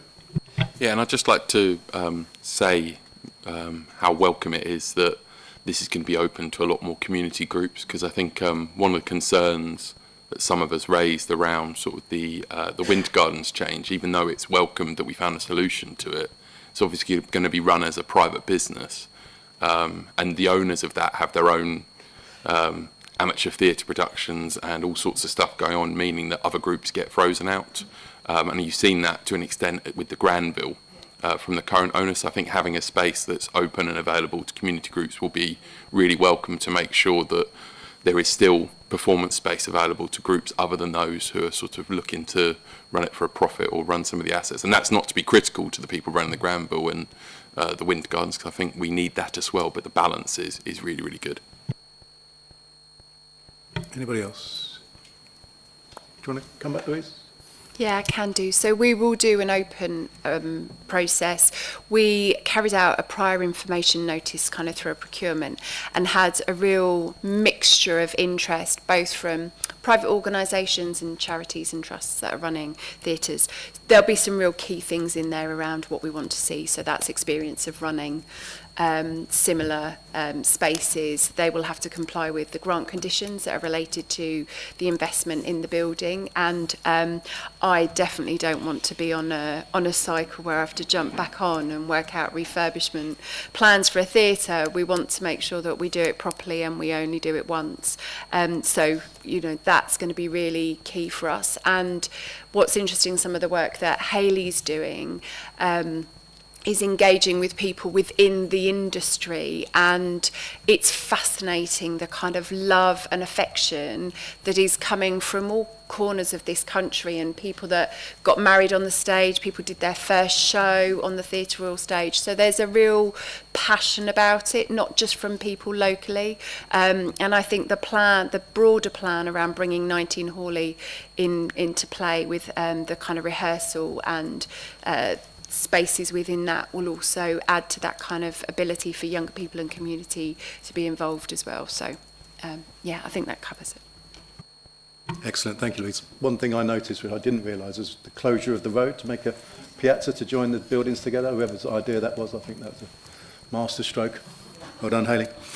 Okay, so members, we're asked to Endorsing the recommendations that are going to Cabinet, which is number 1, approve the reallocation of Active Movement and Connections Margate project funds of £1 million to the Theatre World project. We all okay with that one? Okay, number 2 is approve the procurement of contractors for capital works to the Theatre Royal. We all okay with that one?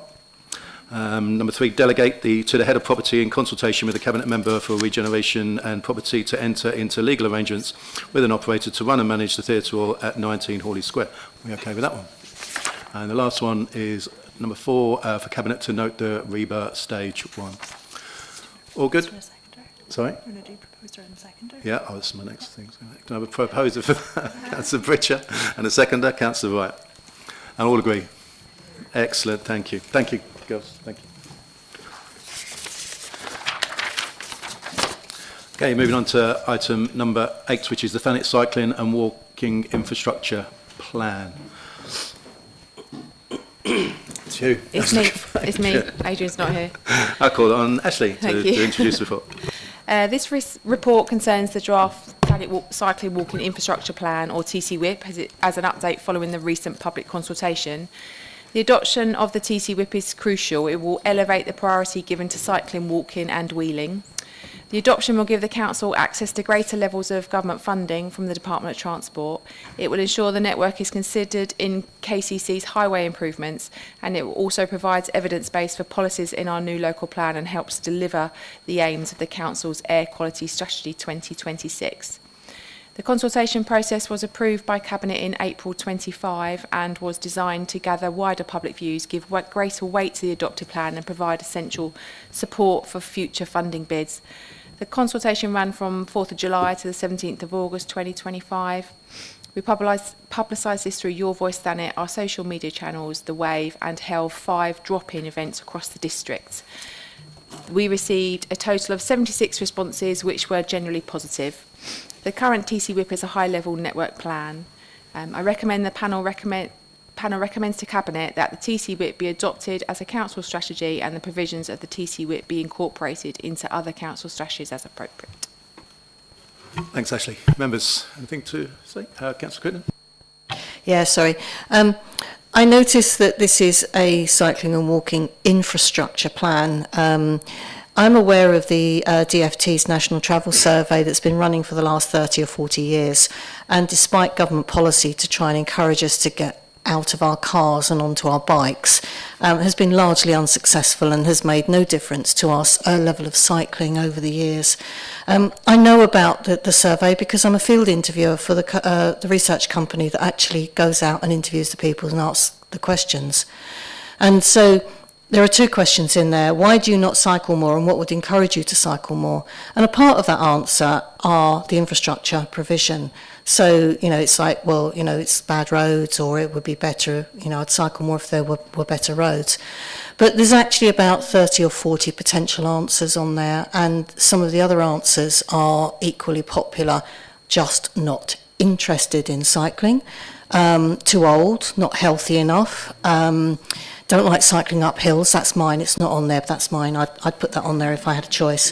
I get fed up with getting off the bike and pushing the bike up the hill. I might as well not bother. Nowhere to lock your bike outside shops. Can't walk in shops with bikes. Nowhere to shower at work when you get there.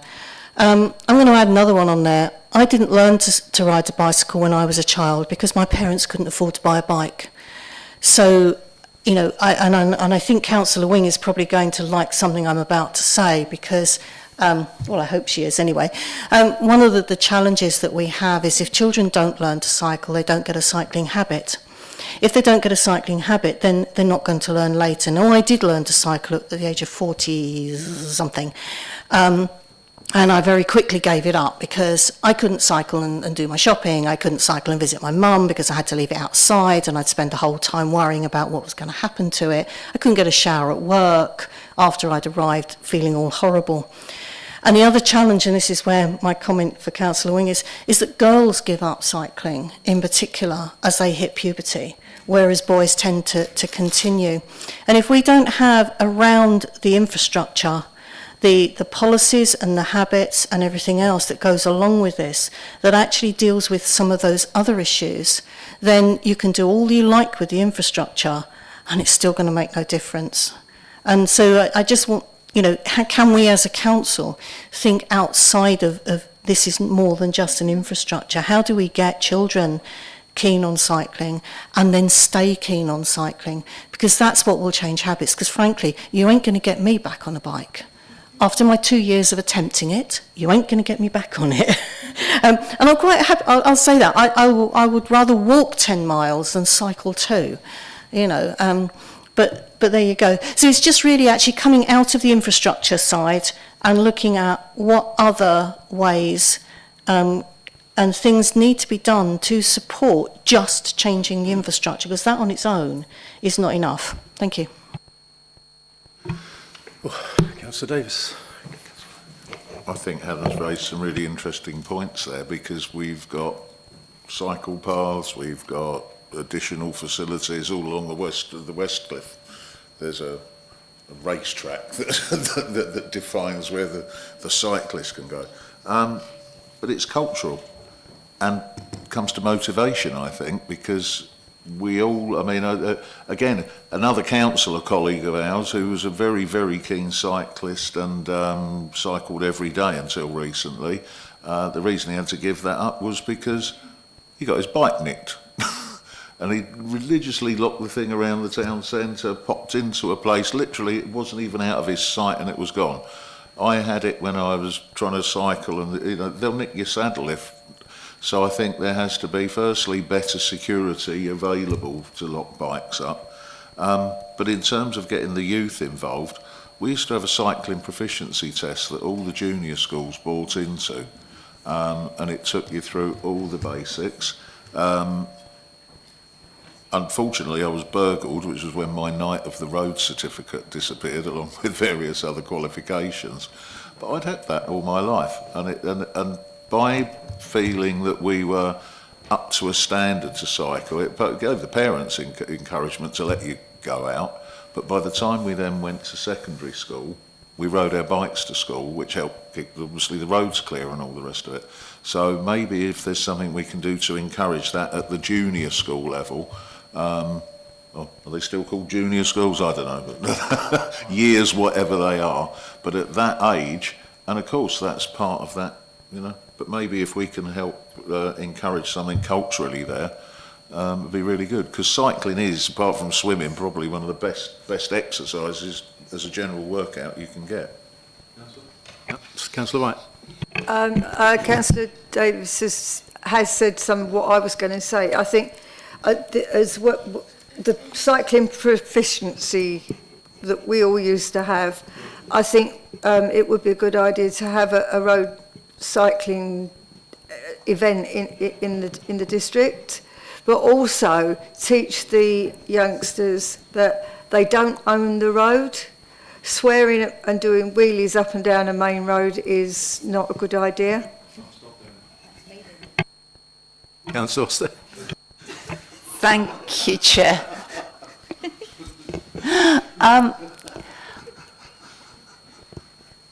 We're about to talk about the active Thanet strategy, so I think this is going to be stuff coming through about motivation and so on. But yes, obviously working with our schools, etc., is going to be important to try to encourage cycling. I think the interesting thing about this is we're talking about both cycling and walking, and I note from my point of view as a Ramsgate councillor that our new 10-year vision for Pride in Place neighbourhood board specifically mentions Ramsgate's potential as a vibrant pedestrian-friendly location. Ramsgate has a very long way to go to become a pedestrian-friendly location, and KCC's budget difficulties mean that we are having to chip in, for example, from the town council just to get basic drop curbs. Having said that, I would like to mention 3 positives. I've had 2 fabulous meetings over the last couple of weeks since we came back, and I'm hoping that this is the way that 2026 is going to go. And the first one was an 18-minute meeting online with Ms Button, Councillor Bright and others, at which we agreed that we would pilot lockable bike hangers in Ramsgate. and an officer has gone off to look at locations where that is going to happen.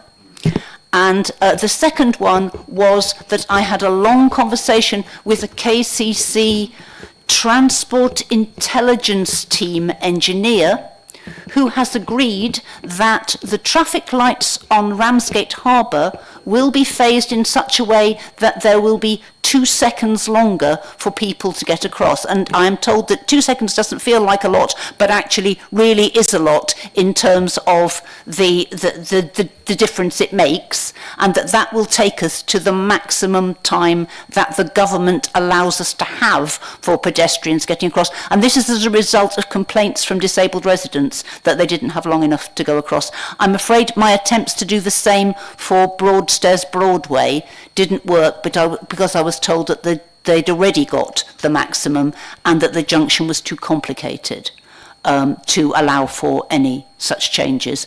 But those are my 2 little bits of success in this matter. The other thing I wanted to point out with regards to bikes and accessibility and affording bikes is that our splendid Pie Factory runs bike maintenance classes, bike refurbishment sessions. We are linking them with the Ramsgate Station, where South Eastern are desperate to get rid of bikes abandoned on the railway, most of them stolen, which are never claimed. And so they have a stock of bikes, some of them very good ones, some of them falling apart, and the Pie Factory are going to be taking those bikes and refurbishing them, and young people are going to be using them, selling them, doing whatever needs to be done. So all of those are tiny things, but together they start to contribute to making the environment just that little bit more pedestrian and cyclist friendly. And the thing I would say to Councillor Crittenden is get an e-bike. It's the only reason I still cycle. I'm sure Councillor Davis will be pleased he has somewhere to lock his bike up in the future. Councillor Bright.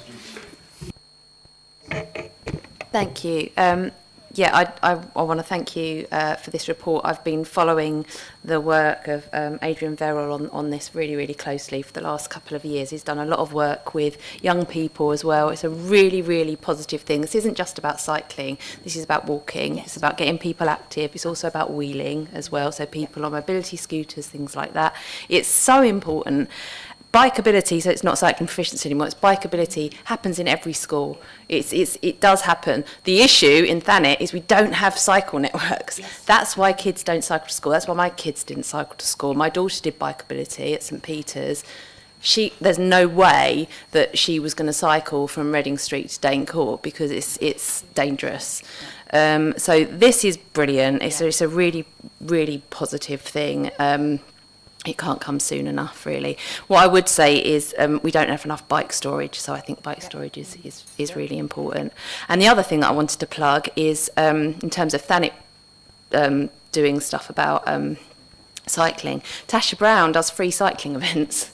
So, and obviously you're going to be speaking about that next. It's like, this is excellent stuff, and they're really well attended. Yes. But obviously it's communicating that, it's getting that out there. But this is a great thing, so thank you. Councillor Wing, last one. I think we need to make a distinction between leisure cycling, which is probably what I do, and the fact that I would very rarely get on my bike to cycle somewhere because it is simply too dangerous. So, I would often get on my bike and happily make my way to Deal. I've even been to Hastings, taking safe routes. But if I need to get on my bike and come to, I don't know, Margate to go to the refill shop, it's simply not safe for me. So it is really important we're trying to put something in to make that option viable, because there are just too many near misses. And I don't think it is the cyclists that are creating problems. There are the odd cyclist. It's angry drivers.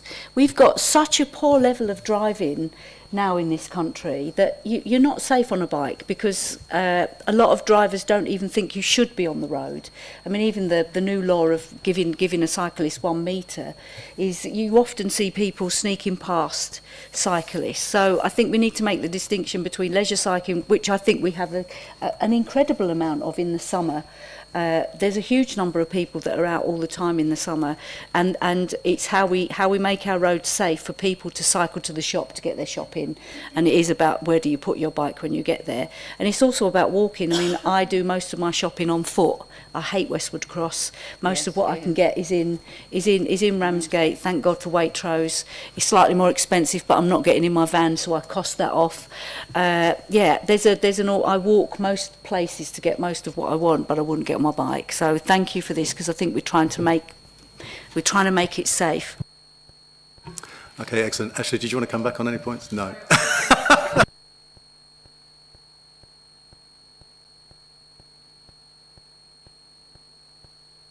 Very quickly, we need to Really quickly, is obviously the thing that I'm very concerned about is obviously getting kids walking and cycling to school, and that's what every school wants that as well. So that is why this is brilliant, because it does actually consider that, and it's about those safe routes to school. Certainly the cycling and walking network through St Peter's is brilliant for that. So that's for me, that's the main reason for this. Thank you. To that, if we can get people cycling and walking to school, then we solve our road traffic problem in that pick-up and collection point of school. Rightio. Okay, thank you, members. We're asked to endorse a couple of recommendations, and that's, I think we call it the TC Whip. Is that what you're calling it? The TC Whip be adopted as the council strategy, and number 2, the provisions of the TC Whip be incorporated into other council strategies as appropriate. Can I have a proposal for those? Councillor Davis, and a second to Councillor Austin. And all agree? Excellent, thank you, Ashley. Moving on to item number 9, the active Thanet strategy. Mrs. Sputton to present. Thank you. Tying quite nicely in. Thought we'd done that on purpose, but we didn't. So we have an existing active Thanet strategy. When I say existing, it technically expired in 2022. And whilst the principles and the work have continued under that framework, we haven't had the capacity to update the actual document until now, so hence why we're bringing it to you.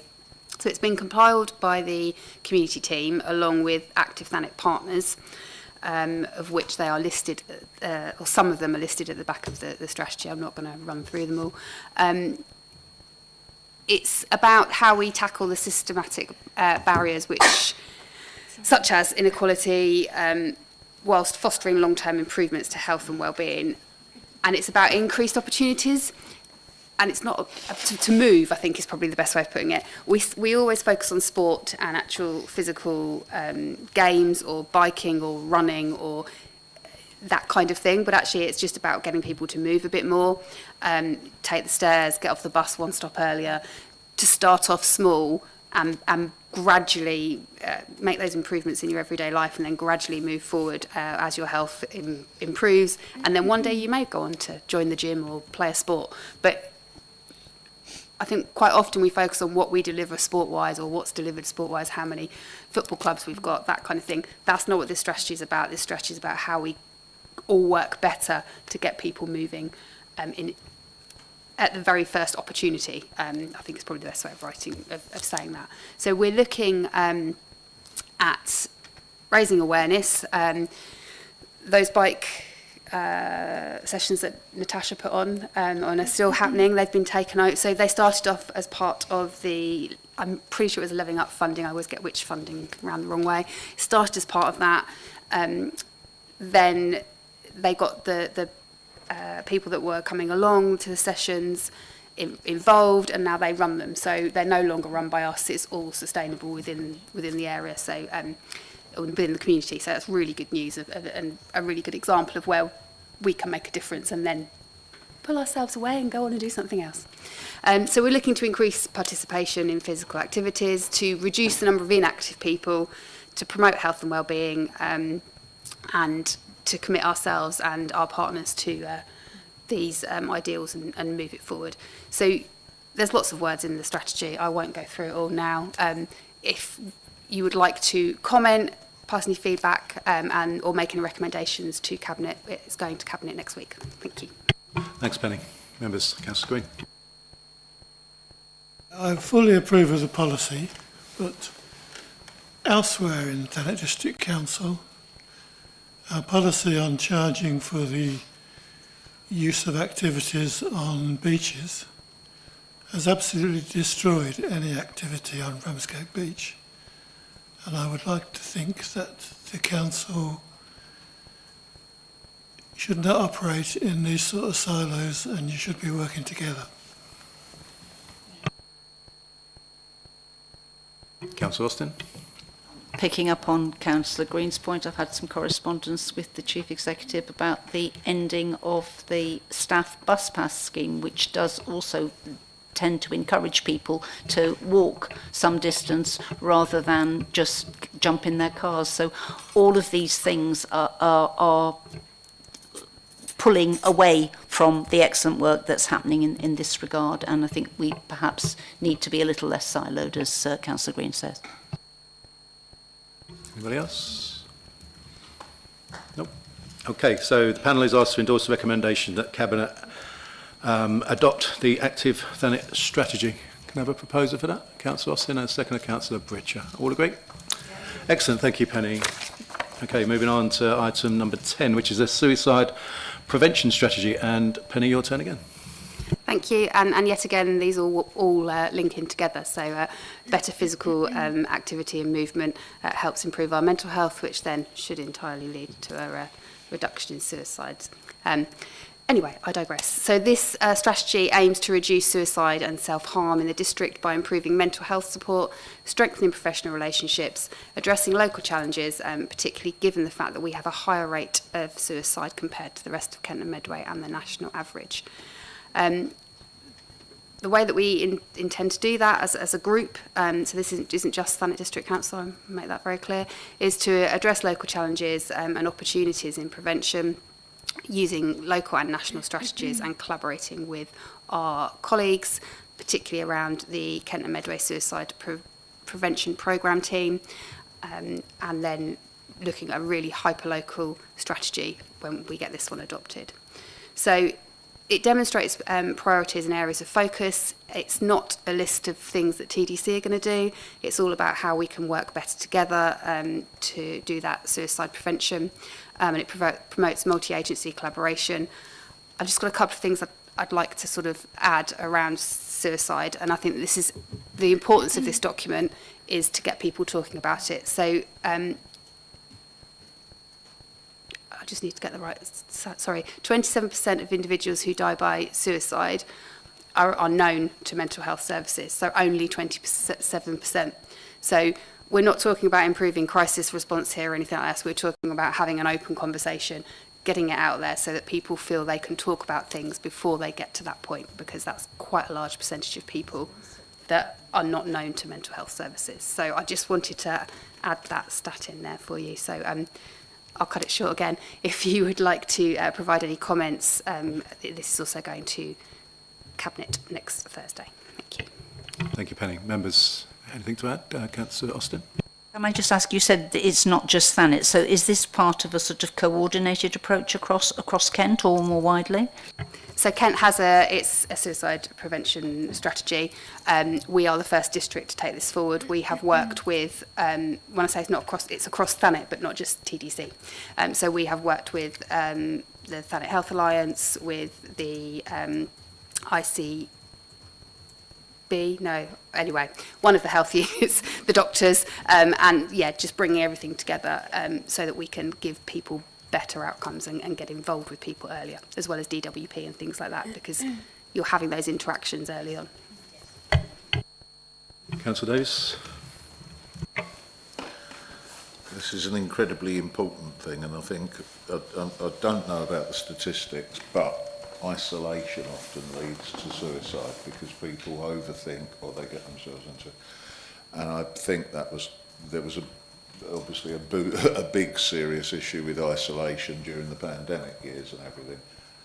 Are we seeing a follow-on from that with this? But as I say, I think also it's just about society and trying to encourage everybody to be mindful. Suicide has affected my life personally and my family's, and I'm aware that it's the most awful outcome because it actually touches so many people that it then affects their mental health, and there's this awful halo effect with it. So anything that could be done to make people feel cared about, and as I say, there's so many different reasons for suicide that you can't, and I think that's the thing, we lump them in together. Some are just sudden and irrational, others are long-term depression and so on. But whatever we can as a society do, just to get people to be a little bit mindful and take care of each other, then we'll be doing a bit of repair work for the isolation caused during lockdown. Because, as I say, I do think it, and also we need people to grow up with positive expectations. If Thanet's got a very high rate of suicide, I think it's probably one, because we have a transitory population, which would tend to mean that the lower demographics that would. However, it's about expectation, and we need those jobs and people to see a bright future and some sort of plan, other than surviving in the gig economy and being beach bums wherever they possibly can. I don't mean that as an insult to anyone. You know, to some of us that was a very appealing outcome to spend the summer on the beach. But again, it's about seeing, you know, housing that you've got a chance of getting hold of and so on. So I think we have a societal duty, but anything we can do to get people talking and not isolated. As I say, I know I haven't thrown any particular solutions in there, but I do believe that isolation and societal isolation is the cause of a great deal of suicide. Sorry, I'll just take one more and then I'll come back to you. Councillor Austin. I just wanted to highlight the efforts of community groups in combating isolation, all sorts of different sort of social events in community centres and whatever, and a particular shout out to the splendid Broadstairs Town Shed, which does marvellous work with mostly older residents, particularly older men who are quite often isolated. We are trying to set up its baby brother in Ramsgate at the moment. It's been like pulling teeth, but we're getting somewhere. I was just going to come in and say that there are lots of things happening to try and encourage people to talk and to get out and meet people, and a lot of it is done in the community. It's probably also worth noting that 49% of people that die from suicide actually have dependents, and there is a saying about being alone in a room full of people, and I think that quite often can happen. So it's about encouraging and getting people to open up.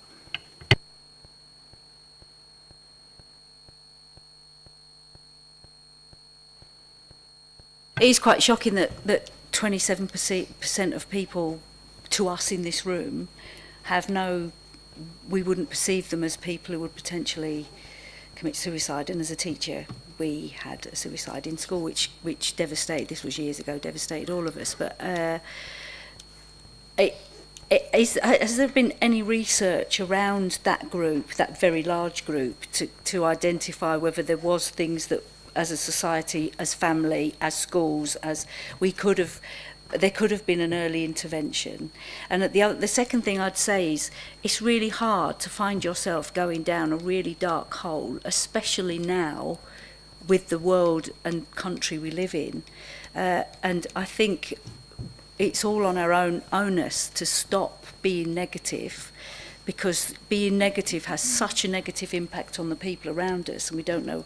And to start bigging ourselves up, bigging our communities up, bigging our country up, bigging the world up, in a sense, because we have so much to be grateful for. You know, I've got my dog, so I just get my dog and go and walk on the cliff top, and immediately I'm refreshed. And I also think we have such a large volunteer community here that is also a massive thing in getting people out of their houses and feeling as if you're going out and doing something together. You know, if you clear a road of litter, you immediately feel positive about not just about yourself, but about the people you're with and the street you're on. So, you know, is there any research, and how is there anything else we can do within our communities to potentially engage people that might end up being that percentage?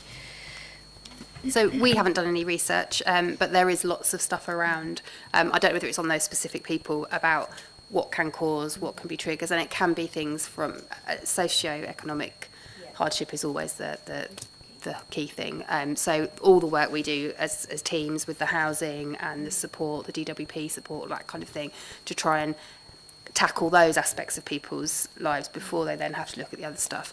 But yeah, we continue working with the voluntary sector and the communities around what support they can do. And I think that the best thing for anyone is just to talk to people, just say hello, just check in on your neighbours and that kind of thing, and the people you work with and the people that you spend time with, because you never know, the happiest, smiliest person can be the one that's struggling the first most. Yeah, thank you, Penny. I just saw a news report this week, so-called celebrity Tom Skinner, love him or hate him, who's starting up early morning walking clubs. You know, just bringing middle-aged men together, or, you know, men of all ages, really. Okay, so we need to endorse the recommendation to Cabinet that they adopt this suicide prevention strategy. Can I have a proposer, please? Councillor Austin, and a second to Councillor Green. All agree? Excellent, thank you. Thanks, Penny. Moving on to item number 11, the Q2 Corporate Performance Report. Sitting quietly there, Hannah Thorpe, to introduce the report. Thank you very much, Chair. The report presented to the panel this evening provides an overview of the Council's corporate performance under the newly adopted Performance Management Framework. As part of this framework, the Council has agreed to track progress against 40 corporate performance indicators. They don't cover every aspect of the Council services, but provide an overview of progress against the 5 priorities within our corporate plan. As this is the first time of reporting against the new indicators, data for both Q1 and Q2, which is the period from the 1st of April up to the 30th of September, have been included. This is to enable more meaningful comparison and benchmarking. At Annex 1, you'll find 5 tables presented against each of the corporate priorities. They're set out with the name and description of the indicator, how frequently they're monitored, whether there's a target and if so, what that is, or if it's monitored according to trend and therefore what the expected trend should be and if we are meeting that. There's some written context to explain the performance, and graphs are also provided in section 3. Following feedback from the Cabinet meeting, wherever we can in future reports, we will provide actual figures as well as percentages to ensure that the data is as meaningful for you as possible. I'm happy to take any questions. It's worth saying Strategy and Transformation collate this information and will have an overview of some of that information, but if there are service-specific questions, I'll obviously defer to any of the relevant senior officers who are here in the room, and if they're not, then we'll go away and get an answer for you. Thank you, Hannah. I'll start over here. Councillor Scobie.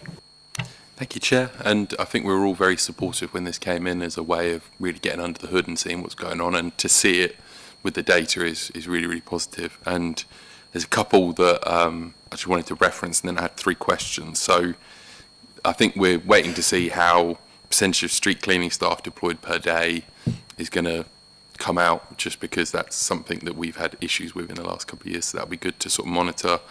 I think seeing that people in temporary accommodation housed outside of the district coming down is really, really positive, and we all want to see that trend continuing. And then my 3 questions, and again, I'm happy to either defer or receive an answer. One was around subject access request SARS. So to your point around numbers and percentages, I just wondered how many we get on that one, just roughly. Second one was around planning appeals and major planning applications, which seems that there's been some challenges there. So I don't know if there's an officer, or maybe Councillor Crittenden as Chair of Planning may know some reason behind that. I don't sit on planning, so I was just wondering what some of the information behind that was. And the third one was council tax collection looks good, but I wondered whether there was any impact this year, or we're expecting it next year, because of KCC no longer contributing money towards supporting the collection of council tax. So is that a trend that we feel like we're likely to see decrease? Thank you very much for your questions. They're excellent, and I'm afraid I can't answer them. But I am very happy to defer to if there are any officers that are present who would be able to. If not, I've made a note of all of them, and I will make sure that I get an answer and then circulate that to the panel. Was there...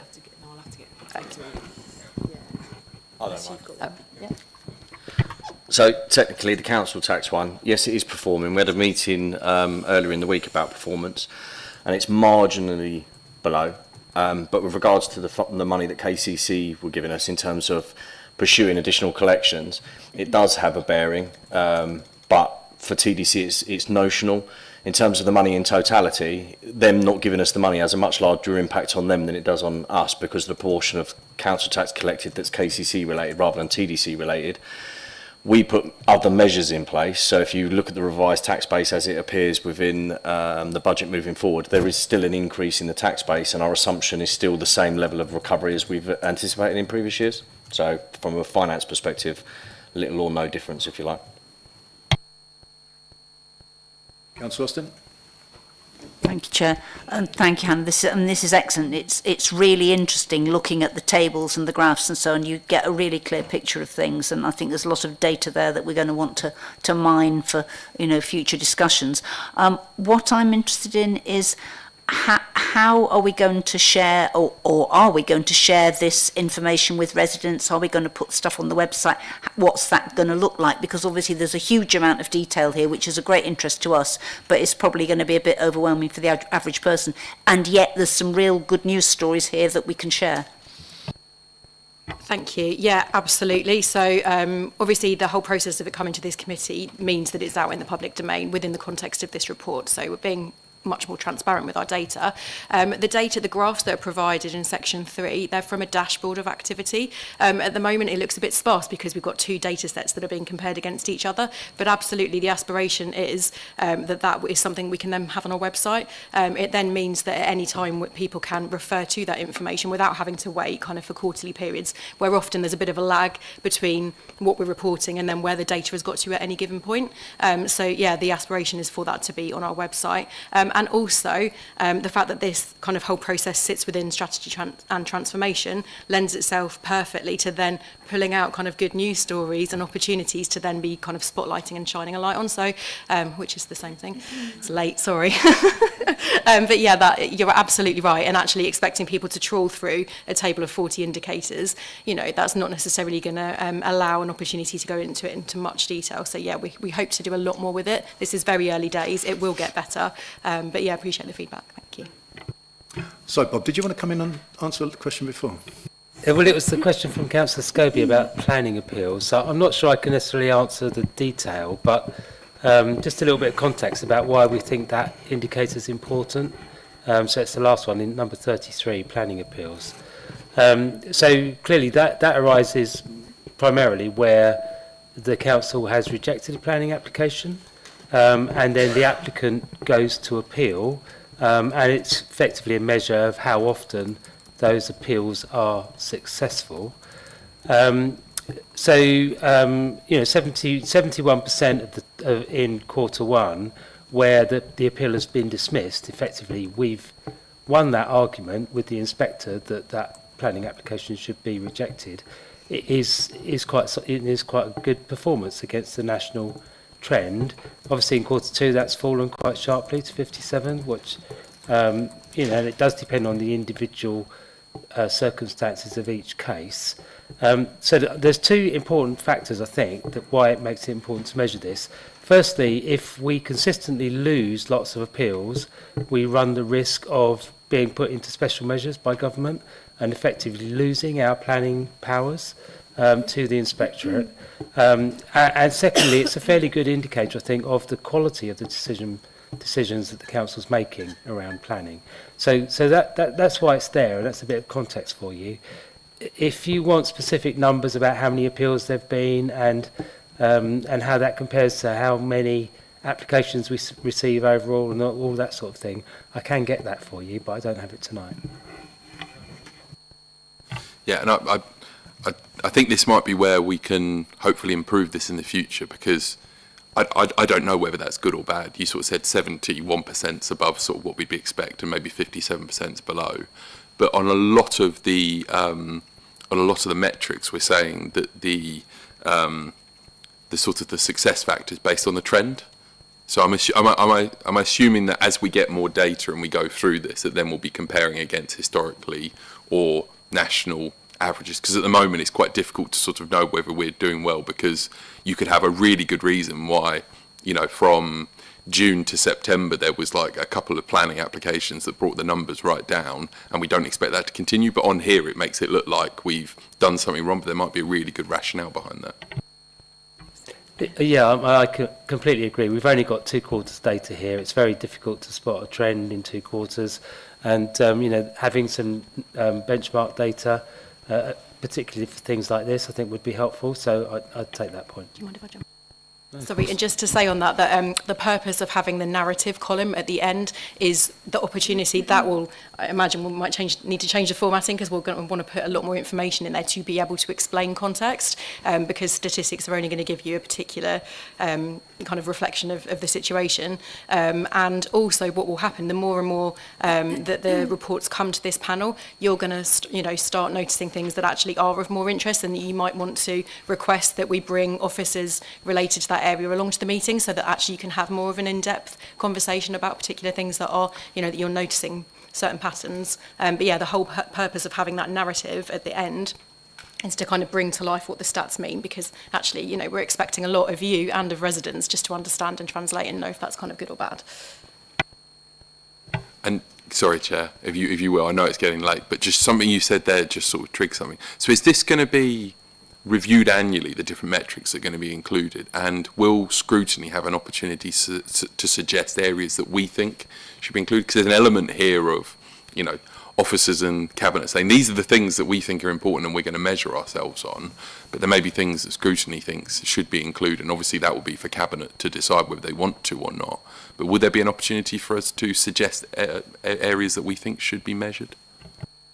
So the 40 indicators that are included are within our kind of now formally adopted performance management framework. But I think the way that we've worded it is that absolutely, if there are areas that we think are missing and actually that we ought to be being more transparent about, provided it's stuff that we're able to collect data on in a meaningful way, then I think absolutely that the committee can then make recommendations for Cabinet to consider. I think we would welcome that, but I think we just need to caveat that within that it has to be relevant to our corporate plan, because the whole purpose of this process is to demonstrate progress against that, and it also has to be data that we can reasonably be able to get our hands on, essentially.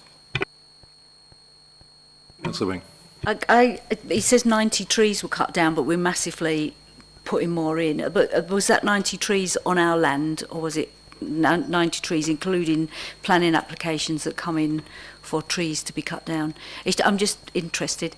I think with the trees, there's been actually councillors getting the applications. We're going to put thousands in, so I'm just wondering whether it was on our land or it was trees that are cut down on planning applications which are not on our land. But we're on target to put well over 1,000 in, so that was just a query there. But a question I want to ask is, does this inform practice? So I've got missed bins up, and missed bins, there was a massive spike in May, and I'm, if it's about the council not only presenting us with the data but using their own data to better inform practice. So I'm making the assumption that because there was a massive spike, because it's sort of halved now, it's halved from that spike, that the manager could say, well, we had 2 dust carts broke down, so we had to miss routes, which is what keeps happening on my street actually, but never mind. So are we using this data not just to present us to keep us quiet, but also to inform your own practice as well? Thank you. And yeah, Mike might want to come in on the specifics around the waste data, but absolutely within the wording of the framework, we've made it explicitly clear this is not only about being transparent, it is absolutely to give us an opportunity to identify if things are going wrong, to highlight where things are going well, and then to use that to get better so that residents can have more confidence in the service that we're providing. The Chief Exec has been very kind of strong and very clear about the fact there needs to be regular internal monitoring. So it won't just be that it gets an airing in public. There is a process whereby all of those indicators will be reviewed by a panel that's chaired by the Chief Executive. So yeah.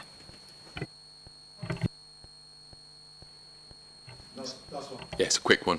Can we, when we have this in the future, can we have it higher up the agenda? Because I think this needs attention. It's one of the most important things we do as scrutiny, to scrutinise the plans and the activities of the cabinet, and picking this up at 9:30. Yeah, I mean, sure. I'm happy to talk about it for another 20 minutes. I think there will be a motion to exclude me from the meeting if that happens. As I just had a voice in my ear, when we get to Q4, we'll have more of a better picture of what's going on, and where we can have a good look at it then. Okay, we're all done. So we're asked to note that report.